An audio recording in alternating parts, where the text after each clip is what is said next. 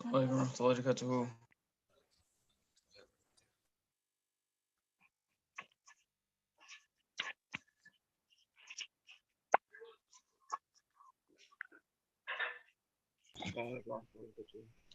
Walaikum salam wa rahmatullahi wa barakatuh. Um, is the audio clear? I got some different headphones. I can't It's find clear. my other ones. You're doing good. It's clear. Seems clear on my end. Yeah, it's clear on my end as well. Okay.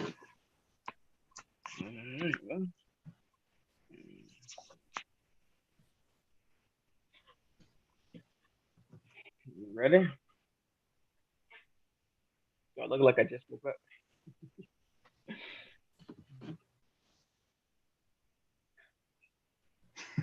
Who the heck is Cake Pie? I have no idea, but alhamdulillah, they're waiting the first person inside of the chat. You gotta love these names. It's all good. All right, we ready?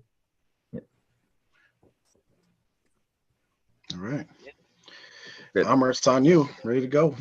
بسم الله الرحمن الرحيم الحمد لله نحمده ونستعينه ونستغفره ونعوذ بالله من شرور انفسنا ومن سيئات اعمالنا من يهد الله فلا مضل له ومن يضلل فلا هادي له واشهد ان لا اله الا الله وحده لا شريك له واشهد ان محمدا عبده ورسوله اما بعد. All right, assalamu alaikum everyone. Welcome back to the return, I guess, of the R2F show. We didn't really go anywhere. It was Ramadan, so we kind of like went back on not doing as many things about Sufi cult groups, and Jafar and I kind of just went about and talked about, you know, Islamic topics, and alhamdulillah we were able to do that and get knowledge out there that doesn't pertain to just Sufi cult groups, kind of just like general Islamic stuff, which I would love to do more of that in the future. But unfortunately, you know, when you turned your back to something, they appear again, right? So we kind of let them fester and do their own thing, and then they decide to go crazy. All right. So this show right here, it will be a longer show. I've been trying to get the shows to be an hour, and we have done a good job on that. But this show is, the handcuffs are off. All right. I'm expecting at least 2.5, 3 hours minimum for this show. So be prepared for that. There will be a lot of serious topics we have to get to. And inshallah, we'll be able to cover all of them in due time. But if not, then we have plenty of other shows coming in the future. If you want to be a guest on the show, please reach out to anyone on R2F and relay that to us, and then we can get it arranged so that you can come on the show and tell your story. So we're still going to do interviews. So if you want to come do your interview, please feel free to do that. And I believe Mubarak has something to do, I believe, inshallah. So that's all I had to say. And whenever Mubarak is ready, he can go on what he wanted to do. Hold on. I believe I have something for him right there too. So to Dr. إن الحمد لله نحمده ونستعينه ونستغفره ونعوذ بالله من شرور أنفسنا ومن سيئات أعمالنا من يهده الله فلا مضل له ومن يضلل فلا هادي له وأشهد أن لا إله إلا الله وحده لا شريك له وأشهد أن محمدا عبده ورسوله أما بعد.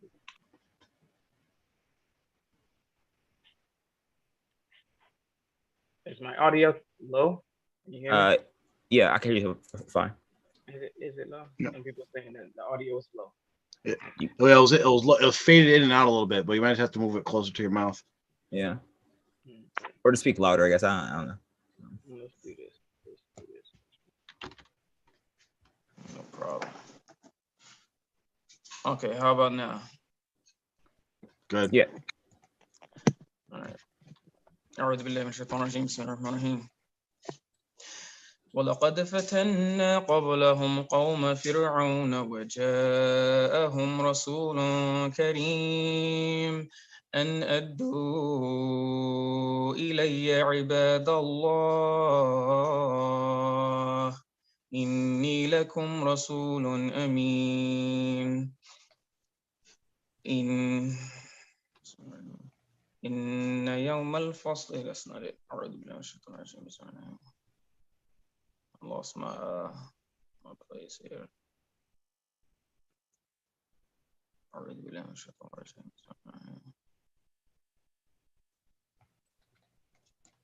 Okay.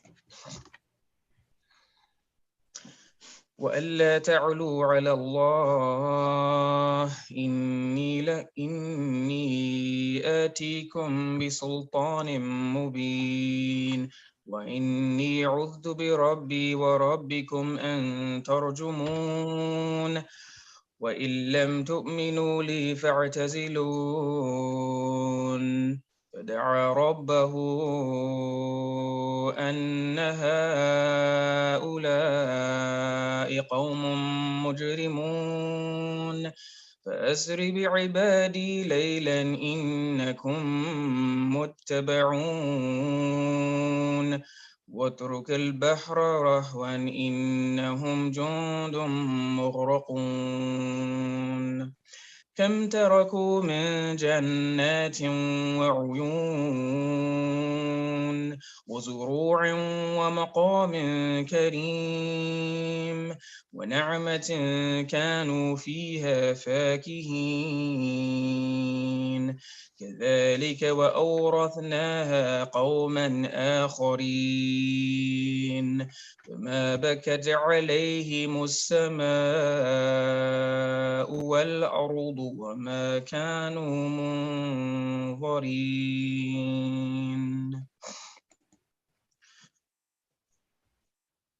Allah says in Surah Ad-Dukhan, a exchange between an account of Musa when he went to Fir'aun and how he dealt with Fir'aun, what he said to him, what he went through, and the account that Allah gave, and the relevance that I feel that it is to the situation that we are in now. And so we always should use the Quran as our main starting point and our guide for how we approach and deal with situations. So what does Allah say in Surah Ad-Dukhan? Allah says that, and that we surely sent وَلَقَدْ فَتَنَّا, we tried the family, Qawm, or the people of Fir'aun before you with a messenger. Who was that? Musa alayhi salam. And he came to Fir'aun and he said a few things. What did he say? He said, render to me, or turn over to me, free the slaves of Allah. Free the slaves of Allah, and that I am indeed a trustworthy messenger.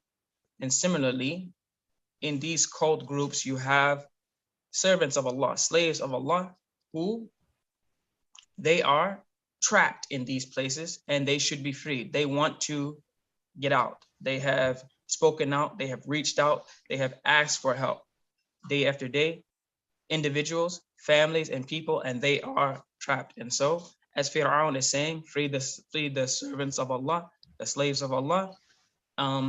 In this situation, we see people, the servants of Allah, the ibad Allah, that are trapped and cannot get out. So this is the work that Musa alayhi salam is doing, and inshallah we are hoping to follow in the footsteps of Musa alayhi salam and free those people who are trapped. What does Allah say after that? And be not haughty with Allah. Indeed, I have come to you as a clear authority. And so with these cult groups, what happens is when people come with the truth, arrogance is shown. The first thing that is shown is the arrogance. And just like Fir'aun and the Qawm Fir'aun, the people of Fir'aun and their family, they rejected and they were arrogant. Similarly, when you deal with cult groups, you face arrogance and people who will reject things outright. What does Allah say next? And indeed, I have sought refuge in my Lord, lest you should try to stone me or attack me. And the next thing they do is the person who comes and says, follow the Quran, follow the Sunnah. They wage personal attacks against their family, verbal and veiled, empty physical threats. Rarely do they ever actually follow through on anything physical, but they make allusions to it. And just like the people when Musa came to Fir'aun, first they insulted him, and then they wanted to attack him. And Musa alayhi salam said that he seeks refuge in his Lord from their personal attacks or from their physical attacks. He seeks refuge in Allah. And similarly, we will keep doing the work that we're doing, regardless of the personal attacks that might come or even the threats of physical attacks. It's not going to stop. It's not going to end. moving forward, what does Allah say next? But if you indeed do not believe me, then leave me alone. This is what Musa says to Fir'aun. Okay, you don't believe me. I'm coming to you. I'm telling you the truth. I'm bringing the signs from Allah. I'm bringing to you what Allah has said, and you don't believe me. Just leave me alone. But you will see that just like Fir'aun and his those like him, even Musa alayhi salam is saying, then just leave me be. They won't even let the people who have left the cults, left the groups, they won't even let them be. If they are enjoying themselves and sharing their happiness and their accomplishments and some happy things that happen between them and their family, you know, they don't even want people to congratulate them or be happy for them or anything. They won't even leave and let them be. They won't let people, to even family or loved ones or friends, to even show even love or care or thanks to them. So in the same way, they wouldn't leave Musa alone, and even the people who escaped, they won't leave them alone. Allah goes on to say that Musa alayhi salam said, and finally he called out to his Lord and said, these people are criminals. He said, these people are criminals, and that we say the same thing. It is very clear that these groups, these cults, and these groups that we are dealing with, that their aqidah is not one that is compatible with Islam.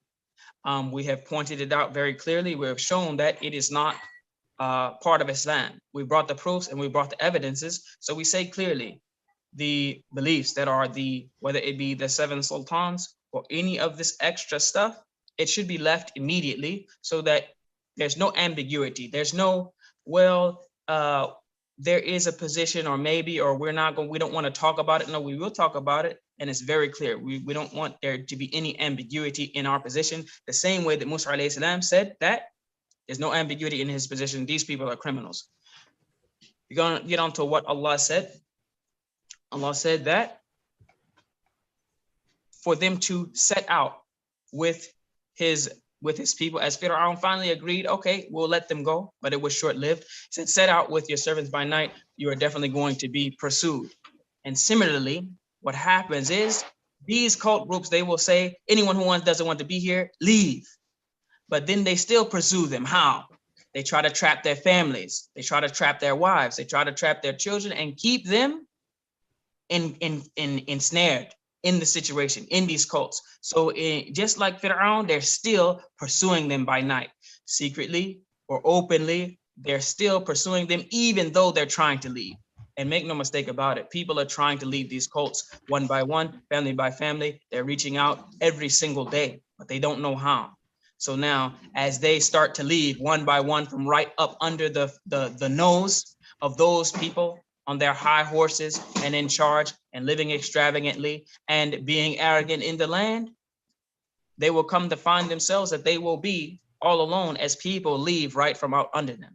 And Allah says this in the next ayah, how that leave the sea in stillness, indeed the army of Fir'aun will be drowned. And just like the army of Fir'aun was drowned, the people who are part of these groups and their upper tier, their leaders and the supporters of these leaders, they will be drowned by the truth and wind up alone. It's a matter of the people who are with them or trapped in these groups. Are they going to be drowned with them or not?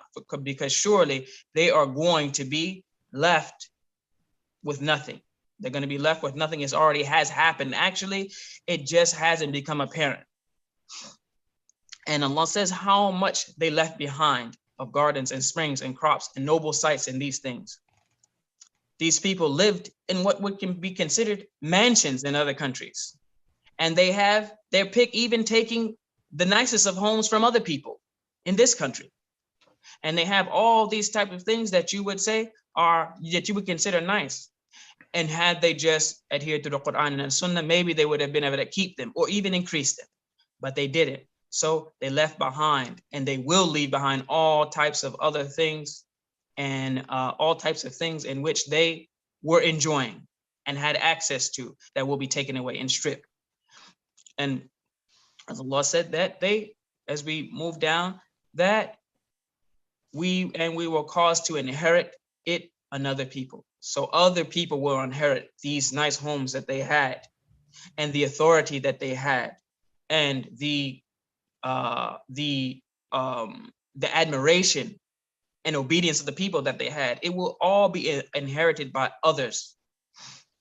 And Allah says that, and certainly, and the heaven and the earth will not weep for them, nor will they be reprieved. As this happens, you have the opportunity now. And this is what we say clearly. You have an opportunity now. We say, leave the deviance. We know that you know that we know that it's all a scam. It's a fraud. It's fake. Leave it immediately and come to the Quran and the Sunnah.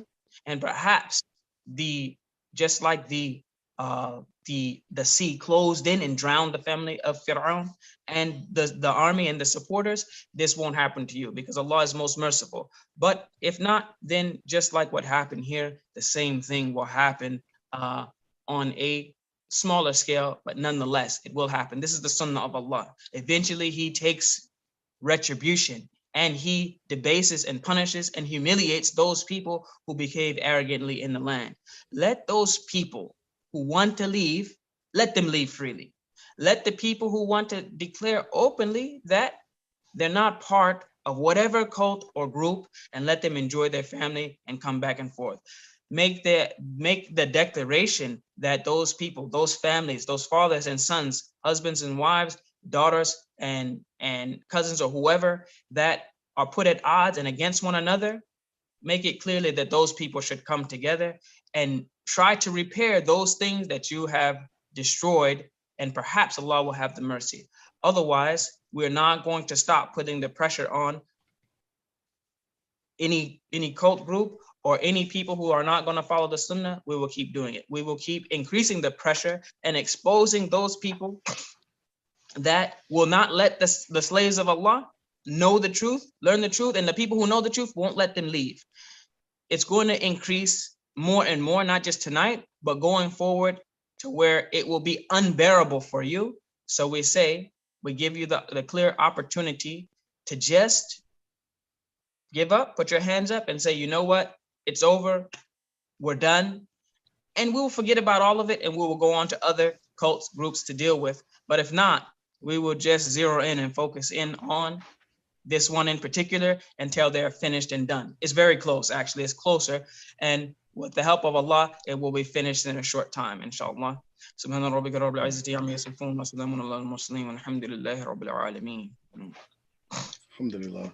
It's a good reminder, and it just right at the end, it just reminds me about the apologists and how they think they're doing benefit by trying to, and they may do some benefit, but in my opinion, my humble opinion, they're doing more damage than good. They think that they're trying to bridge this gap between the falsehood of TMOA and the truth that we're trying to preach to TMOA. But there is no bridge between falsehood and truth. And if there is a bridge, it's only one direction, and that's towards falsehood. It's downhill towards falsehood, right? So, and if you can imagine this as if the people that are in these cult groups are like drug addicts, right? Drug addicts, which shirk is worse than being a drug addict, and it's more addicting. But if they're like drug addicts, and if you imagine someone, a group like the group we have, R2F, trying to get these people off drugs, or trying to wean them off drugs, or trying to get them to stop taking drugs, then you have someone coming and saying, nah, it's okay to take a little. It's okay. Just take a little, though. You're not helping that person whatsoever. You know, and people really need to wake up to this. And just like Mubarak has said, we're going to keep on applying pressure and keep on doing Allah's work, inshallah, in accordance to the Holy Quran and the Sunnah. And yeah, just expect some more contact, some more education, some more dawah. So what do we have lined up today, Amr? All right. Okay, so it depends on what you guys want to start off with first. Do you want to start with Noor and her speech about our parents from the Dar, or do you want to go with something else? Because We could do whatever. Your dealer's choice. All right. So we're going to start with Noor. She had some choice words to say about folks from the Dar, and I will share this with everyone in 1 second. Screamed. Where is she at? Okay, she is right here. Can we see this? Yep, can see it. All right, cool. Make sure the sound's right. All right. All right. Audio good? Nope, I can't hear it. All right, hold on. I can hear it. Oh, okay. Well, it's low, but I can hear it. All right, I'll turn it up.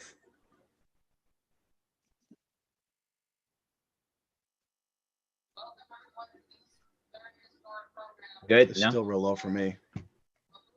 Let me see.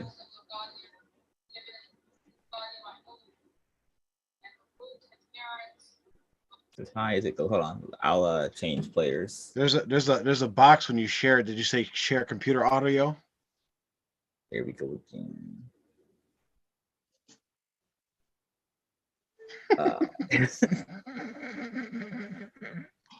I just had a flashback of a picture.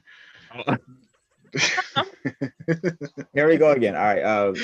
Let me stop sharing this and share it properly. Let's see why it didn't work. I thought I shared the audio. Let me see. Advanced sharing options. Yes.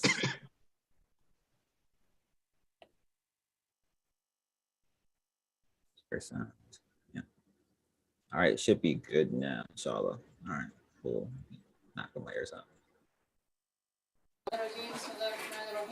Good. اللهم صل على سيدنا مولانا محمد وعلى آل سيدنا مولانا محمد بارك السلام عليك. Welcome everyone to this very historic program. It happens to we No just started. مبروك.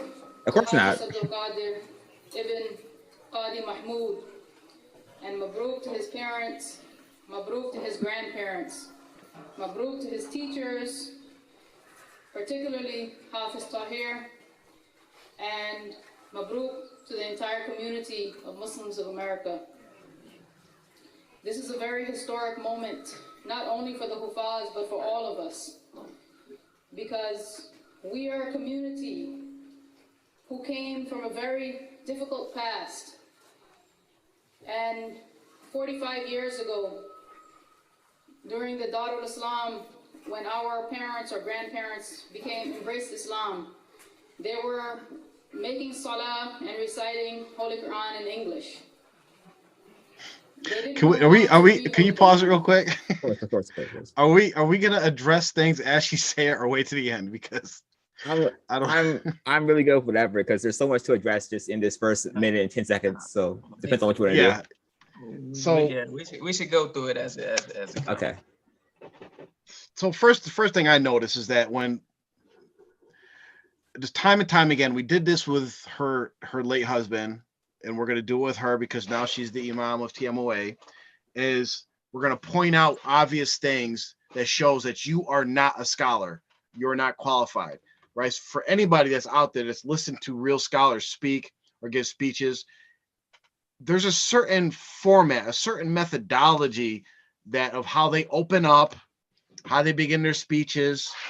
You know, there's certain openings. You praise Allah. Give salams. Give salams. That's just a Muslim thing. Start with Holy Quran, Hadith, something, right?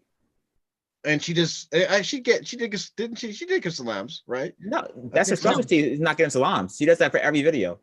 Because we talk about the Lighthouse Academy. Yeah. But I didn't hear any salams. And she gave salawat. That's what it was. I mixed it up. She said Daruds. She said some Daruds. Okay, that's you get a feather in your cap for that. But the first thing that you do is you start by praising Allah. That's like standard. Rasulullah, so that is the sunnah. Like there's different ways. You say Alhamdulillah, Allahu Akbar, Subhanallah to begin. Something.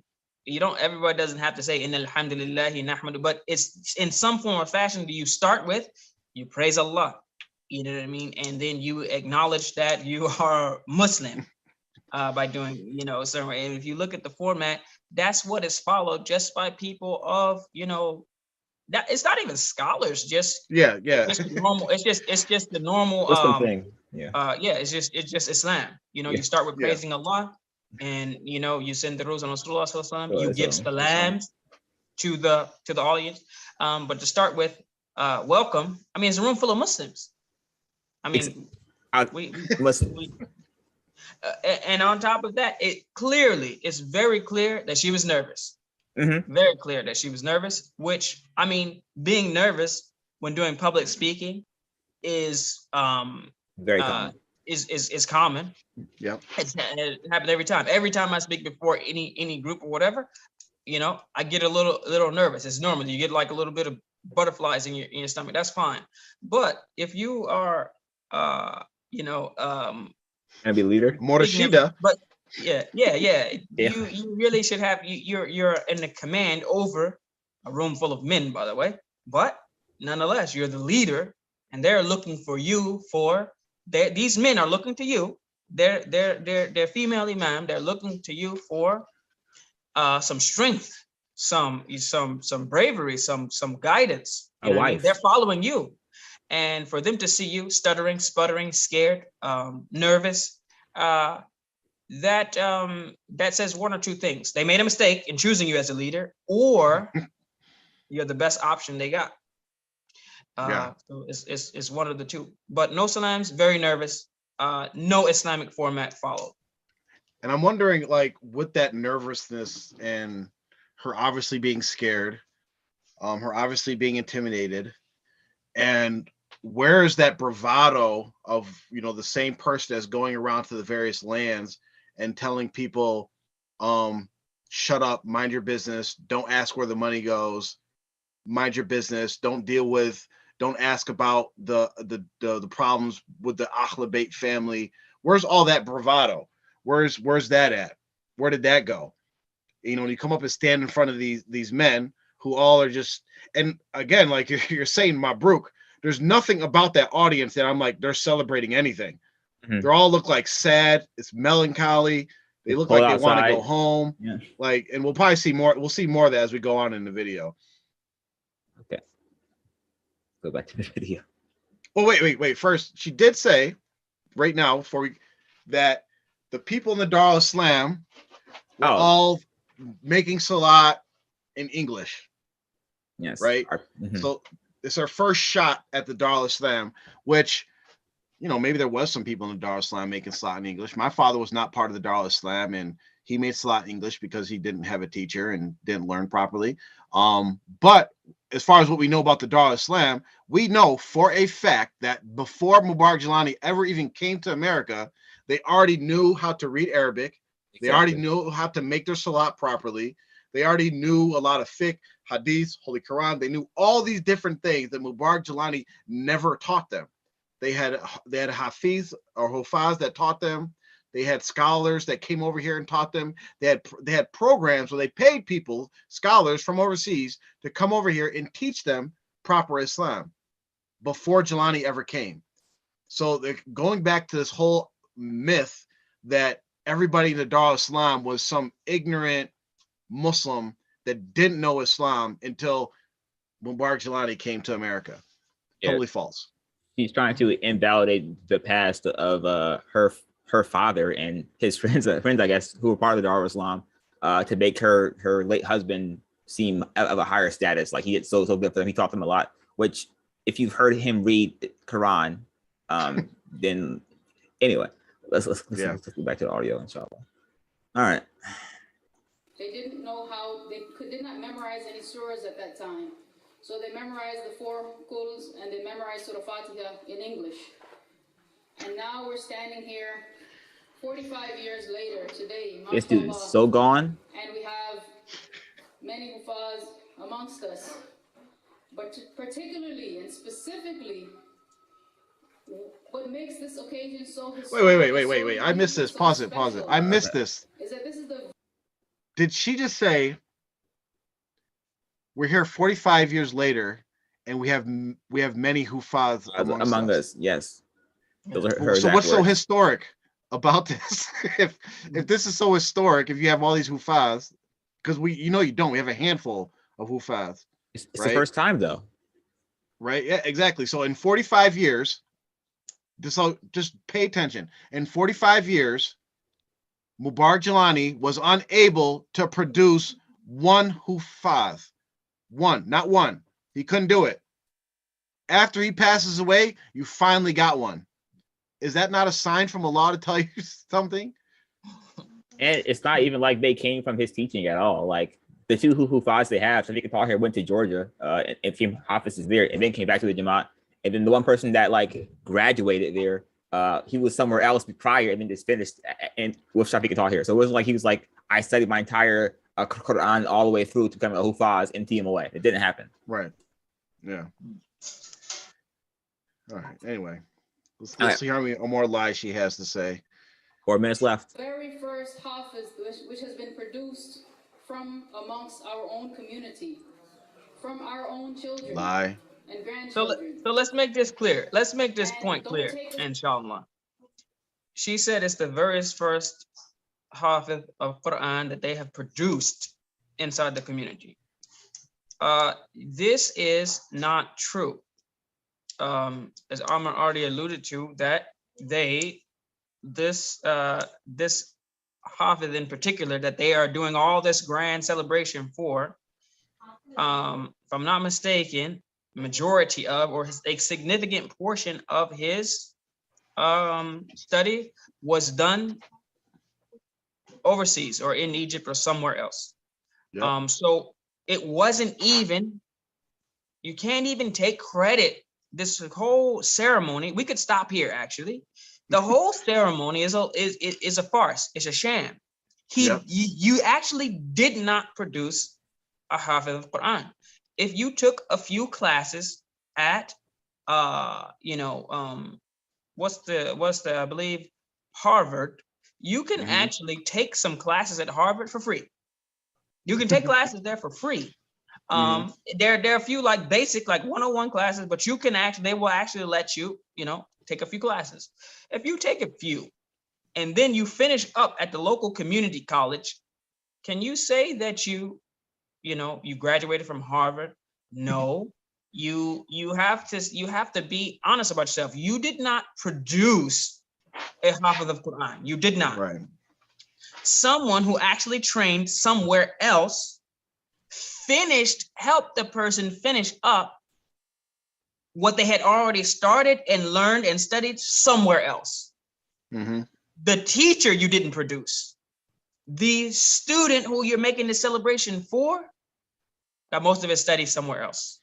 So you can say we helped a Hafiz complete his studies. Change it to that. You didn't produce him, but you can say you helped him, and you should be commended for that. If you helped him, that's inshallah, Allah will reward those people who put forth the effort to help. But can you acknowledge, because surely it would be disrespectful and disingenuous to his actual teachers, those people who actually put the time in with him as he was going through his studies in these other places. If he came up and spoke, and I don't know if he did or not, but surely every person that graduates or whatever, they have a list of people that think, I want to thank, these people or whatever, those people who helped him along the way. Surely he's going to mention, well, I did 98.9% of my studies somewhere else, and then I finished up the rest of the way with someone who trained somewhere else but happened to be here. I mean, let's be real. This is dishonest. It's disingenuous. And to say that you produced a Hufaz is, I don't see how it can be anything except a lie. But Allah knows best. This is a small event or a light moment. Because as those speakers who came before me, they said, inshallah, again and again, we'll stand here and we'll congratulate more Hufaz in the future. We will, inshallah. We will, because a trend has been set. But right now, today, is the day the trend is set. Another 45 years, they'll get two. Is a day where we can proudly say, as Muslims of America, the Muslims of America, this Jamaat, that we have been able to produce our own Hafiz right here on Holy Islamville, South Carolina. MashaAllah. Subhanallah. It's a very great achievement. So excited. It's a very great and honorable achievement, particularly considering the past. We'll pause it right here just so people can see this. So if you look at all the men, and I remember if anybody's been to a retreat or sat in on a Skype or whatever with Mubarak Jelani, this is actually like protocol for them to sit in a certain way with your head down, bowed, in like a respectful manner. Look at every single one of them. They're thinking like they're showing great adab and like being respectful is actually in their minds like also a form of worship, to be sitting there in this manner, respecting their murshida, right? And this when you look at Muslims events, right, where there's scholars speaking, people that are actually real scholars, real educated, know Islam, and you look at this, just look at this scenario. This is weird. Like this is look at all of them. They're all like just quiet, sad, trying to not hold any emotion, looking down at the ground at their feet. You see that one Hafiz in the back, and you know what's even crazier too? Now I'm not like getting into this. The one that actually taught him is in the back row. The one that actually produced this Hufaz is in the back row. Who do you have in the front? Quacks. Are any of these people on this front row Hufaz? Not one. So you have no Hufaz in the front in an event that is to honor and to celebrate, the Quran and those people who are striving to learn it and teach it. As Rasulullah says, خَيْرُكُمْ مَنْ تَعَلَّمَ الْقُرْآنَ وَعَلَّمَهُ. The best of you are those people who learn the Quran and teach it. Why are those people not in the front? Why are those people not speaking? I mean, you got a person who struggles to give salams up there, nervously giving a speech. I mean, it should have started with the actual person who graduated, perhaps. I mean, we shouldn't tell them how to run their event, but this is backwards, to say the least, by any other standard. But that seems to be commonplace with this particular group. Yeah. 30 years ago, we had the first Hafiz within our community, and Shadi instructed him to do what Hafiz Shafiq and Hafiz Tahir and Hafiz Usman and others are doing now. And unfortunately, he wasn't able in those 3 decades to produce one Hafiz from amongst our community. But these young men, have done that. So in this glorious celebration, she decides to take a shot at TMOA's actual very first Hafiz of Quran. Everybody knows him, Hafiz Isa from Canada. First Hafiz, right? Now, y'all may not know this. Yes, he has not done anything within TMOA because we already know every project in TMOA fails, never got any support. No one attended his classes. He attempted multiple times to do things within the community.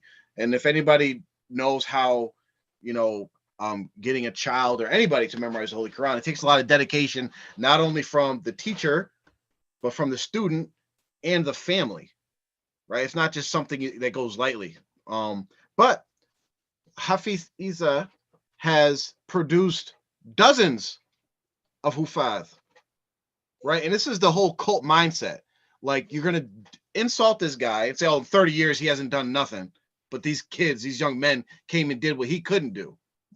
But they just so far produced one. We'll give them the fake credit of producing Hufaz. They have 5. They have 3 guys have produced one.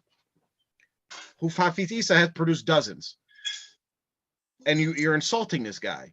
But this is the common theme in TMOA is that people are just constantly discarded and kicked to the side. Whether you're an administrator, whether you're a Khalifa, whether you're the first Hufaz of the community, if you aren't, it's like, what have you done for me lately? If you're not providing anything right here and right now, they kick you to the side and even start insulting you, diminishing your efforts.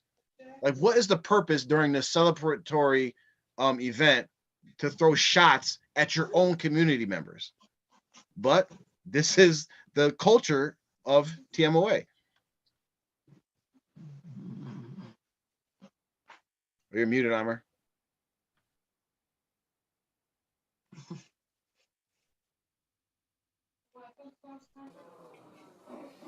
And that is a miracle for us today. Inshallah, it will spread, and as the speakers have been saying, we'll have many, all of us will be able to call ourselves and Abu Hafiz, inshallah. And it's definitely a nice feeling. The fake forced laughter. I'm feeling so bad for this lady. Oh my goodness. Poor thing. She's like, goodness. I heard her daughter's speech, and like really they should make her the sheikha. Like she's actually all right. And so far, what are we in? Is it 3 minutes we've been listening 30 seconds. to? Yeah. Haven't heard one ayat or one hadith. You love quoting those Quran hadith, don't you, Jaffer? What's that?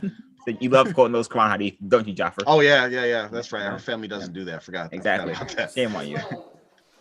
But the reward is not only great in this world, but even greater in the akhirah, in which the Hafiz or Hafiza will be able to intercede for many of their family members.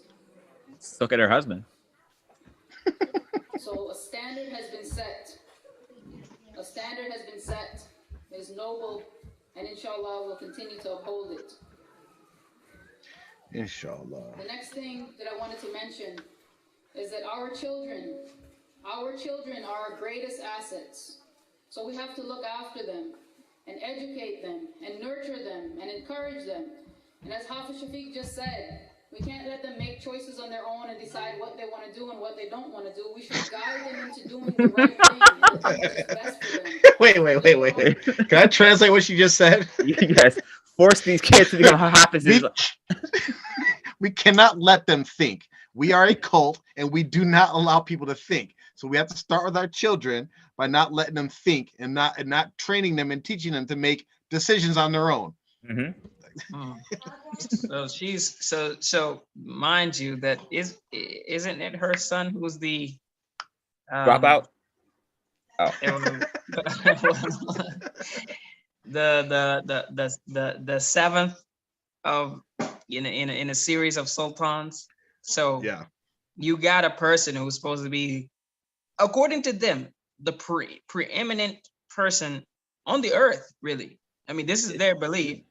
Meanwhile, she's basically saying that you can't let your children to think for themselves or whatever. You gotta force them to, think how you want to think, which, okay. I mean, that's, you gotta educate your kids. I'll take that. But yeah, isn't it a little contradictory that your leader, okay, is a woman who is the mother of a person who actually technically is her leader, but she's training him and actually forcing him to learn from her? So, I mean, isn't this not confusing? Like, what is it? She's the interim, like it's like the interim head coach who's who's training the next coach. So how is that even going to work? I'm honestly confused about that. But the point is, she is saying that we have to basically indoctrinate our kids, which, okay, but the leader of everyone, allegedly, is her kid. So wait. Where is her son? Where is Nora at? Because Nora should be here, because Nora is like roughly my age. I came to find out, right? So like he should be at these events speaking, right, as the soon to be leader of the Jamaat, right? Like you only see this nigga in photos. Like he should be at events. Like, yes, I'm the seventh sultan. I'm studying at Azhar. You guys give me money. I'm gonna have 4 wives. Like, look, I have a feeling like you got to look at all of Jelani's children just like the stereotypical trust fund child. Mm-hmm. These kids are not gonna like hit any type of maturity or adulthood until they hit their 30s, mid 30s. He's not gonna come over here trying to lead anything. Like think about it. Like he's been living the life, hasn't had to work, dropped out of school, doesn't go to school, collects auto parts for Highlanders or Range Rovers or whatever he does. Plays Listen to Minecraft. reggae music. Like this plays what, Roblox or what game is that? Minecraft. The greatest game of all time. He's a big ass kid, and you're trying to tell him like, oh, you are the seventh Sultan. I'm pretty sure he's like, what?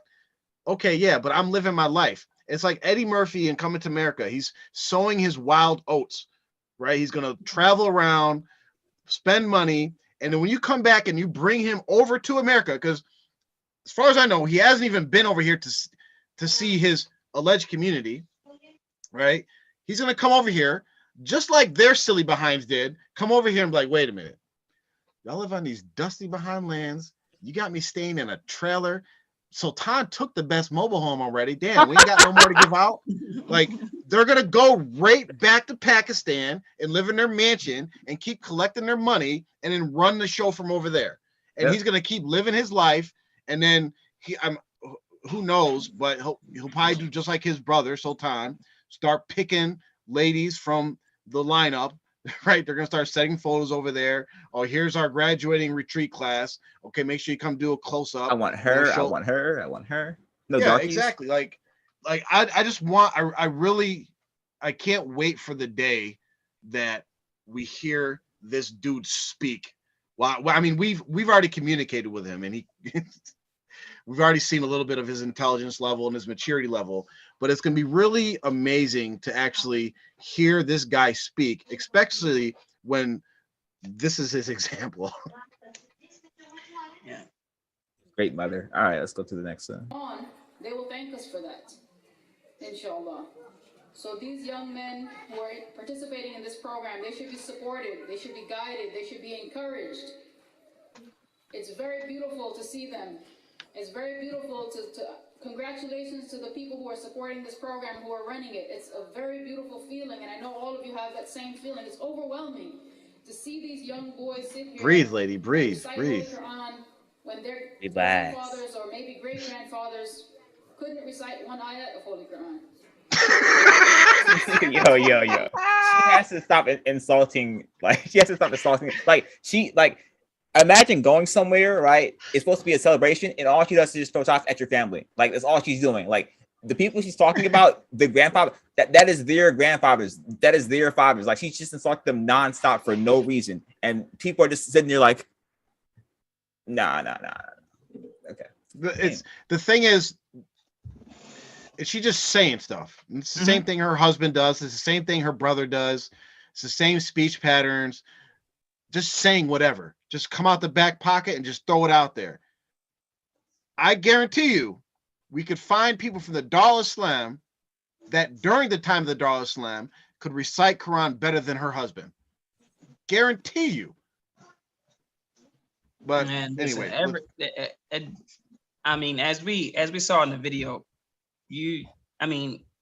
probably 99.9% of his followers probably can recite better than him. I mean, that was, that was a person that really doesn't have anything in that department, and that's putting it lightly. So yeah, this taking shots at the Dar, the people, there's people with firsthand accounts of what they did do and what they studied and the things that they did. And so to take shots, actually, maybe she doesn't know. Maybe she doesn't know. Maybe she's just regurgitating what she was told, which is likely the case. But alhamdulillah, that's why we are here to set the record straight. And it's very beautiful. It makes me feel proud, and I know that it makes all of you feel proud. So let us support them and encourage them. And particularly for Hafiz Abdul Qadir ibn Qadi Mahmoud, and for his teacher. You've completed a great task, mashallah. The teacher. Bless you. And now the greater task lies ahead, to retain it, to teach it, and to Did she practice mention it? in Did letter she and did she even spirit. mention the So may Allah teacher's make you name? She able to probably That's what not I'm even know. saying. No, she Probably literally doesn't said never Zion. know. Like, hold on, we're going like. Qadi Mahmoud and for his teacher. No idea who he is. Yeah, you know what? You know what? I saw her call. She looked like, what's this dude's name? Yeah, his teacher. It's so funny because there's only two possible options. Yeah, let's say Safika Tahir, like they're right there. Yeah. Look, you're right. She doesn't know who they are. Yeah. They don't hear though. I guarantee that. MashaAllah. May Allah bless you. And now the greater task lies ahead to retain it, to teach it, and to practice it in letter and spirit. So may Allah make you able to do that. Ameen.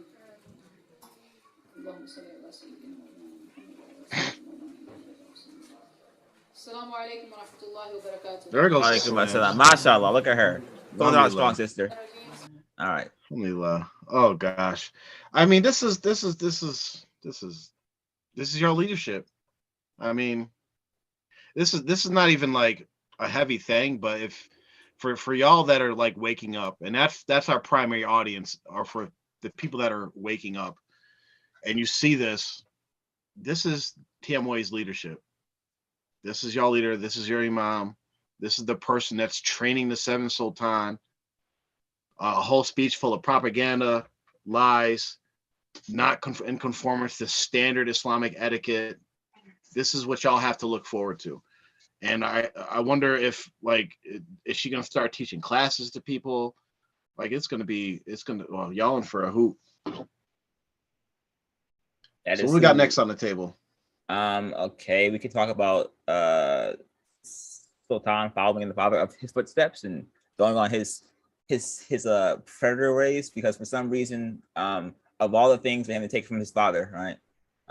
That was like one of the things he said, I have to also partake in. He already has a wife. He's been inappropriate with this other girl, even though she's reportedly said no, having car rides with her. And now we see the next photo from this time, because it's actually annoying me.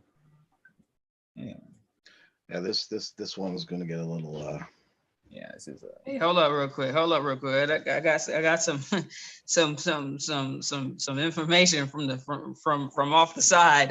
There's a banner behind Noor that says like Institute. That banner behind her, it says Institute of Eloquence or something like that. Can you look at that video and hold on. and show what it says? Because I mean, that's new to me, and I didn't even So did they change the name of the joint or what?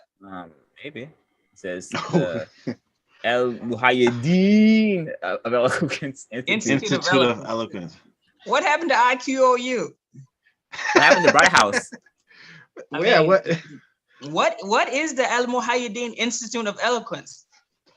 I mean, have y'all even heard of that joint before? No. I wasn't even paying attention to the background. I was like, but they done made up some new joint. We gotta. I might need to Google that on the side. As a matter of fact, somebody Google that. Let's keep moving. Somebody Google that and send it to us and say what is the Al Muhayyideen Institute of Eloquence. TMOA loves creating these fake organizations. Like they started off as Al Fukra, went to MOA, went to TMOA, IQOU, what's the school she tried to start? Like I got you. It's right here. The first Islamic secular college in America. They had a name for it though, didn't they? Lighthouse Academy. Lighthouse Academy. Yeah. Yo, honestly, we could do a whole show on this. I'm not even kidding. Like this project right here was such a terrible excuse to just scam money. Like, because if you've ever been to Virginia, you know that this building is a piece of crap. Like this was never gonna see light of that. But that's a different day. Okay. All right. So you get into Mr. Predator himself. Oh gosh, this guy. Right here. Oh yeah, Allah. So let's remind the people about this guy, Sultan Jelani. So months ago, last year, we were asked to address an issue with Sultan inappropriately messaging a young teenage girl, trying to court her or groom her to be his third wife. It was the cousin of his second wife. And he was basically, she said no, and he kept pressuring her, pushing at her, trying to use his power and influence to the point where the girl was like having second thoughts, thinking that Allah would be displeased with her if she doesn't marry this guy that she's clearly not interested in. So that happened like last year, but during Ramadan, we find out that he's been writing love letters to the girl. Now, mind you, and I'm gonna, excuse the stuff's already out there, but we're just have to bring it up just to show how much of a dirtbag this guy is. So to cover himself from the embarrassment or the shame of being caught trying to groom this young girl and force her to marry him, he made up a whole story to try to cover this up. And here's the story that came from Jelani's camp, that this girl was Majnoon, that she was possessed, and that she needed Quranic therapy. And Sultan was giving her Quranic therapy. And during these Quranic therapy sessions, she became obsessed with him and started pursuing him. And that's where it all came from, right? That's where that was their defense of his communications with her. It was all her. She's Majnoon. She needed Quranic therapy. This is how he degrades the girl. Instead of just saying, yeah, I was a dirtbag, I shouldn't have did that, I was wrong, I'm sorry. But then he comes back and starts writing love letters to this crazy girl that he said was Majnoon. I could give you anything you want, anything you need, I'll provide it for you. This nigga with no job, no skills. The only thing he has going for him is that he's inherited a piece of the Jelani cult pie. Mm-hmm. That's it. And it's really shameful, and may Allah protect us ever from being in this position where we cannot defend our children, and as men specifically not being able to defend our daughters, because this girl has a husband or has a father. This girl has brothers, and even though they know that this dude has been writing their sister, their daughters, love letters, they can't do anything about it. Not a damn thing. And this guy's now riding around in a car with future prospects. And I'll let Mubarak touch on this one because, like, he'll be able to cover this the best. Because look at this. Just look at this. I'll be honest. The thought. Like I said, we got 4 girls, and I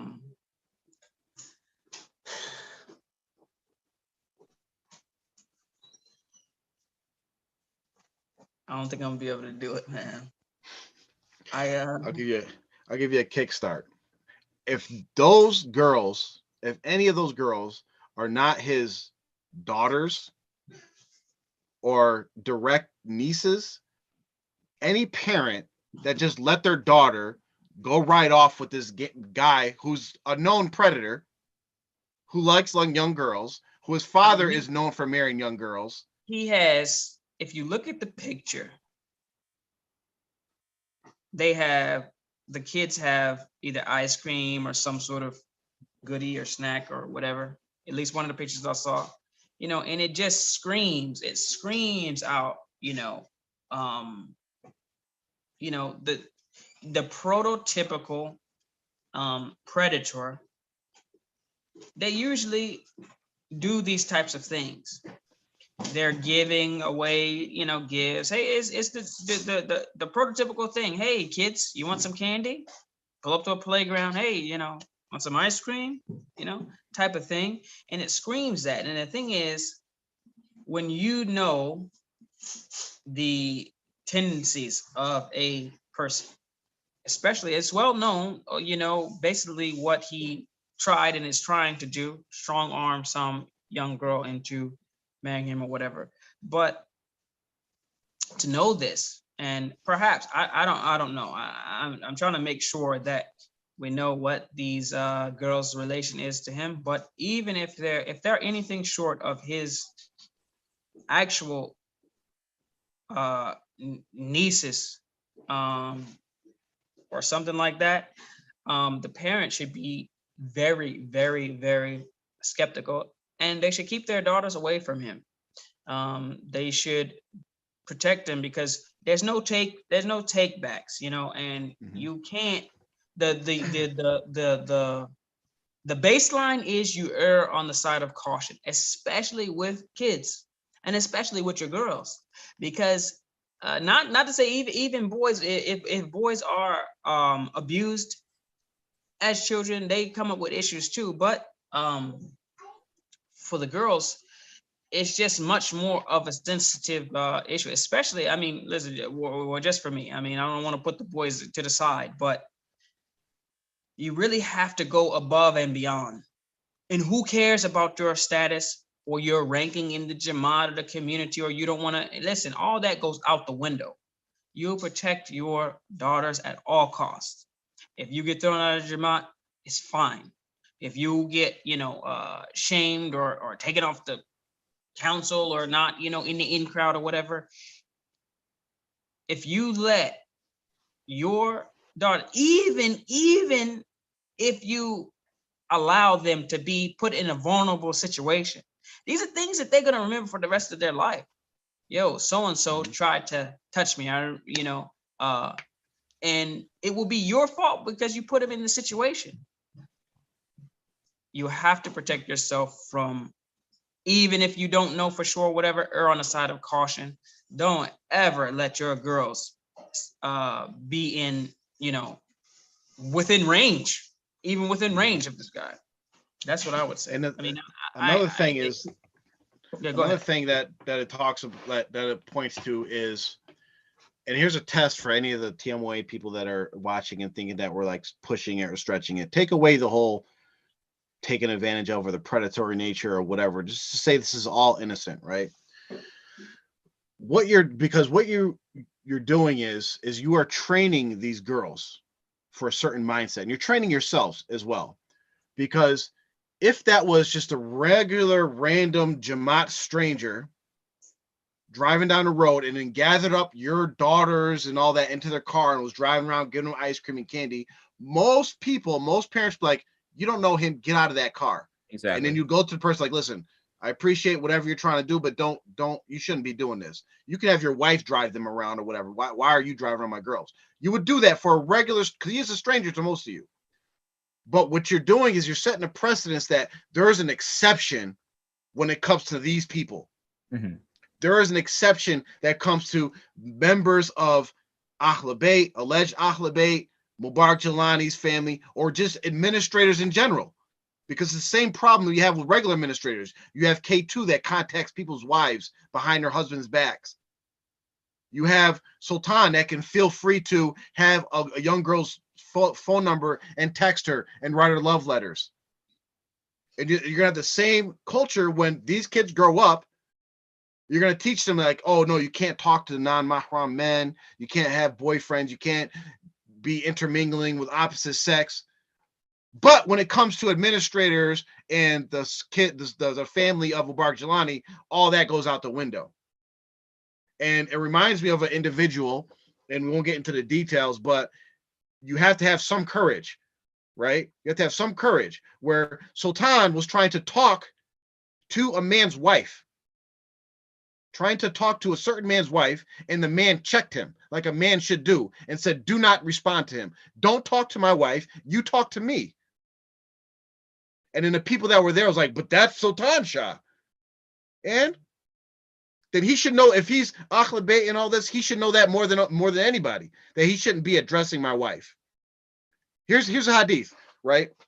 Most of you guys know it, and I don't have the exact words. But it was when Rasulullah went to Jannah. He went to Jannah, and he got to see this giant paradise.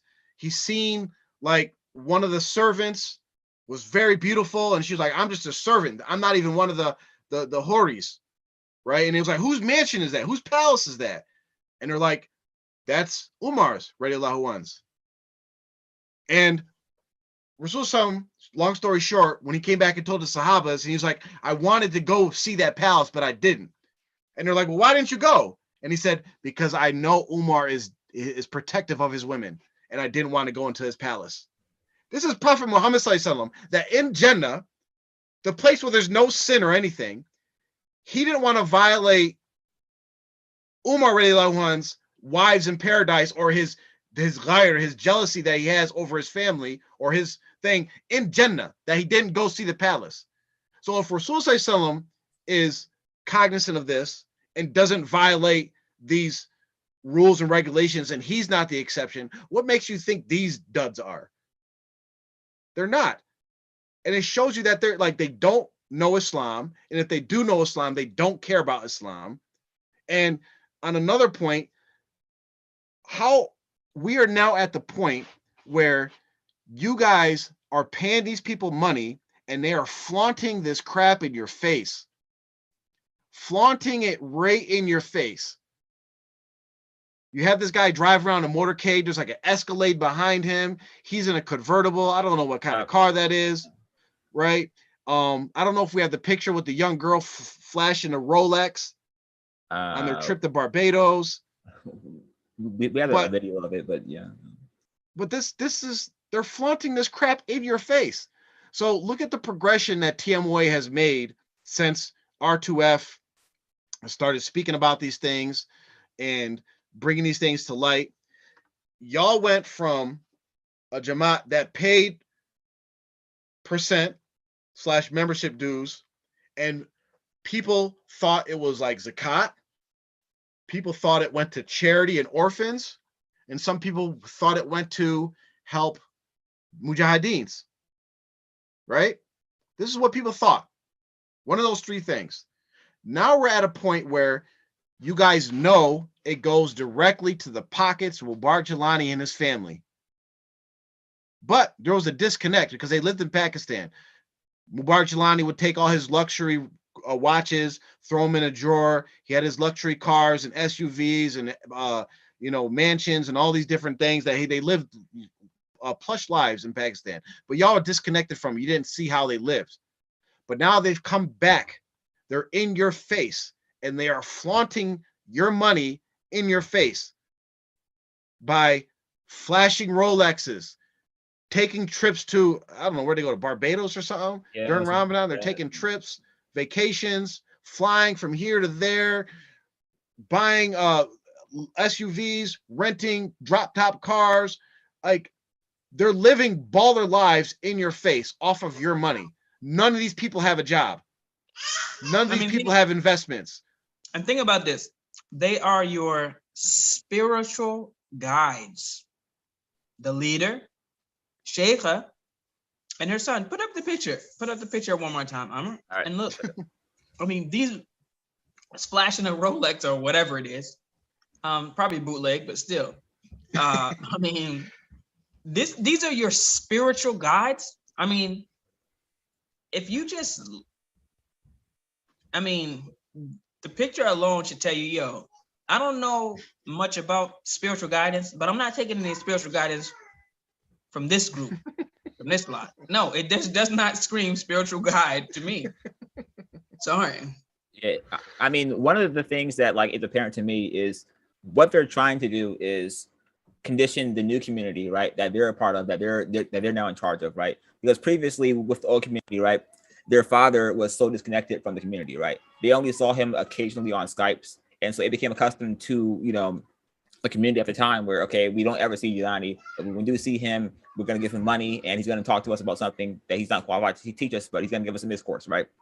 But now, as the community has changed, right, they are conditioning everyone to be more like they're more in the face of the community, right? The community sees them, they're more tangible now, right?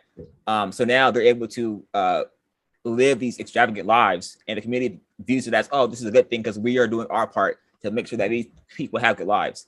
And like with the photo of Sultan, right? Okay, so he is conditioning the community that it is okay for him to be around girls, whether they be semi-related to him. Those are not his wives. All right. I personally do not like kids. All right. So I wouldn't want to be around kids. So that nigga to me is crazy, right? And he has this mentality, right? Because he was the son that was around when his father was marrying these young girls and younger girls, right? So he learned that from his father, right? He saw that growing up. Kids learn things from their parents, right? Just because of how things work, right? Your father, right? You, as a son, you generally take the most stuff from your father, right? My father does carpentry. He does architecture. I learned a lot of that from him just by being around him, right? So Sultan learned this behavior from his father, and we see him implement this behavior right now because currently no one is stopping him, right? He has free reign to do whatever he pleases, and people view it as some sort of pious thing, some sort of holy thing, right? When he married my adopted brother's daughter, right? It was like, yes, marry this young girl off to this 30-year-old man with no job, right? What is his job? His job is that he's the son of the founder of TMOA, right? And my brother, right? He pays his salary, right? So he is paying him to marry his daughter, who, like, and I'm not here to insult the man, but like, I don't know many women who are like the 5'4", 300-pound guy is attractive. That doesn't happen. It's like you are only where you are today because of your father, right? Yeah. And you deep down you have to know this. You have to know this because you're not oh yeah, I'm a catch. You're not a catch. You have no knowledge of your Islam, right? You take advantage of everything around you. You try to strong arm this lady out of her house, right? Oh, someone has a motorcycle. I want to. Give me his. So you are arrogant, right? And whenever the time comes for you, right, you show zero humility, all right? And then you're courting this young girl, right? She says no to you, and now she's crazy. Yes, she would have to be crazy to come after you. So, like, you need to come to the reality check that someone needs to give you. And I cannot wait for the day that the structure and the Jelani family and all them, that's all gone. Because when you have to go out there by yourself to go get a job, nigga, good luck. Well, whatever McDonald's they work at, I'm making sure I go there. I'm going there every day. Ketchup, please, nigga. Extra ones. Don't eat my food. You know what? What's really sad is that it's no regard for these slave niggas that they control. No regard, because look what he has done to this girl. He has made her so every young man is going to look at like, okay, now she's known as Sultan's girlfriend. Yeah. So what young man in that cult system is going to be like, oh yeah, I'm going to ask for her hand in marriage? They're going to be too scared and too intimidated. That's Sultan's girl. So she's going to be pretty much stuck. She's going to be stuck either just accepting his proposal, or if she's brave enough, actually stepping outside of the confines of the cult and actually finding a real quality husband that's on proper deen. You know something that I was thinking in when you said they made the claim that, oh, he was giving her Quranic therapy and then she became attached. What qualifies Sultan to give some Quranic therapy? I mean, his dad. I know TMOA, I guess they kind of do it just by like, yo, whoever's available, just throw it. But to actually do ruqya, basically what the scholars say is that you yourself should be, I mean, you can do it on yourself. Like you yourself can do it, you know, to yourself. You actually don't need a raqi to come and do ruqya on you. You can do it on yourself. But if you don't, you don't know how, or you can't, or for whatever reason, the person that goes around and does Quranic therapy and does ruqya on people, this person should be a person who is righteous. They should be knowledgeable. They should not be a fasiq or a sinner, because these things, when they go and try to do the Quranic therapy and get the if they're having problems with shayateen and stuff attaching to them, what will happen is, due to their sins, and their issues, the shayateen will jump off of the person and attach themselves to them. So they have to be very strong in their deen and be practicing it and not be committing, these major sins or be someone who's plays fast and loose with their religion. They need to be a righteous person. Otherwise, they run the risk of having the jinns attached to them. So I wonder, is Sultan one of the many Hufaz that she alluded to in the video amongst us, or what qualifies him to even be giving a young lady Quranic therapy? I mean, you just volunteered for that? I mean, out of the blue. I mean, I don't even understand how he got the assignment. I mean, probably did. Mind you, there's at least one female Hufaz in TMOA. Could have got her to do it. Right? That would make sense, and also not benefit him for his goal to take out a young girl as his wife. So I mean, they wouldn't ever question him. And he's never qualified, so he's probably. What's crazy? Like, the closer you get to Jelani, the more ignorant the people seem to become. Like I mean, we all do our best as parents or whatever, but if you are the sixth Sultan, the Mujaddid of the century, right? You teach you teach people, your followers, that you are the same as Allah. You teach people that all you have to do is look at them and they will be like embedded with knowledge and light and all this. But meanwhile, from your own household, you haven't produced, anything. Not one. You haven't even produced a damn college graduate. Oh, hey, listen. His mother said he dropped out because education needs a revolution. Wait. I have the video right here. Hold on. Oh, y'all. So just for a quick backstory, right? This launch code donation site, right? TMOA made about a year and a half ago, right? They were going to renovate this building here in Charlotte Courthouse, Virginia, right? Listen, I've been there before several times. This building is ghetto as hell. All right. Originally, the goal was $1 million, right? And their whole plan was to get 1,000 people to donate $1,000, right? And if they came together, they were going to build the first secular Islamic college in the United States for Muslims, right? And then Noor had a speech prepared, and she gave this heartwarming video about here we go. Zainab Adams, founder of White House Academia Group, INC. A revolution. No salams, by the way. No salams. Just revolutions. A revolution has begun, and you will now be included. Far too often, people try to put other people into boxes and assign labels to them. But each of us are as unique as our fingerprints. Italian. And this is why inclusiveness is so important. But what is inclusiveness? Inclusiveness means to cater to the unique and varying needs and differences of individuals. I personally didn't understand that until my son dropped out of college, deciding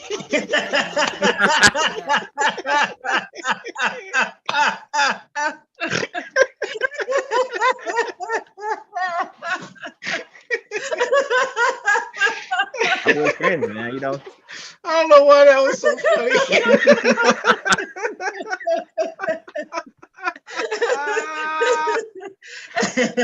It's so funny to me personally because if he's the seventh sultan, right? These niggas are supposed to have memories of all their past selves. So like one of you had to be a genius, bro. If I was alive 7 times, bro, one of me is graduating college, bro. Like, there's just no way, bro. You know how many degrees I would have if I lived 7 lives? She didn't know she didn't know what was going on. Her son dropped out of college. Mind you, if anyone is wondering which son this is, who is this that dropped out of college? The 7th sultan. It is the 7. It's the 7th sultan. Your leader who's in training right after he finished fixing his Jeep and selling the parts or whatever he's doing, or land roving on Mars or pretending to be whatever. He's the one, in case you're wondering, the 7th sultan dropped out of college. I mean, what was he even doing going to college anyway if he's a 7th Sultan? Shouldn't he What be college like in the did he court? go to? I mean, yeah. Pakistani Tech, Lahore Technical Institute. He went to a scam calls. Hello, sir, how are you? That nigga was going to DeVry in Pakistan. ICDC college. He's like, I'm not like my Umi, I cannot take this no more.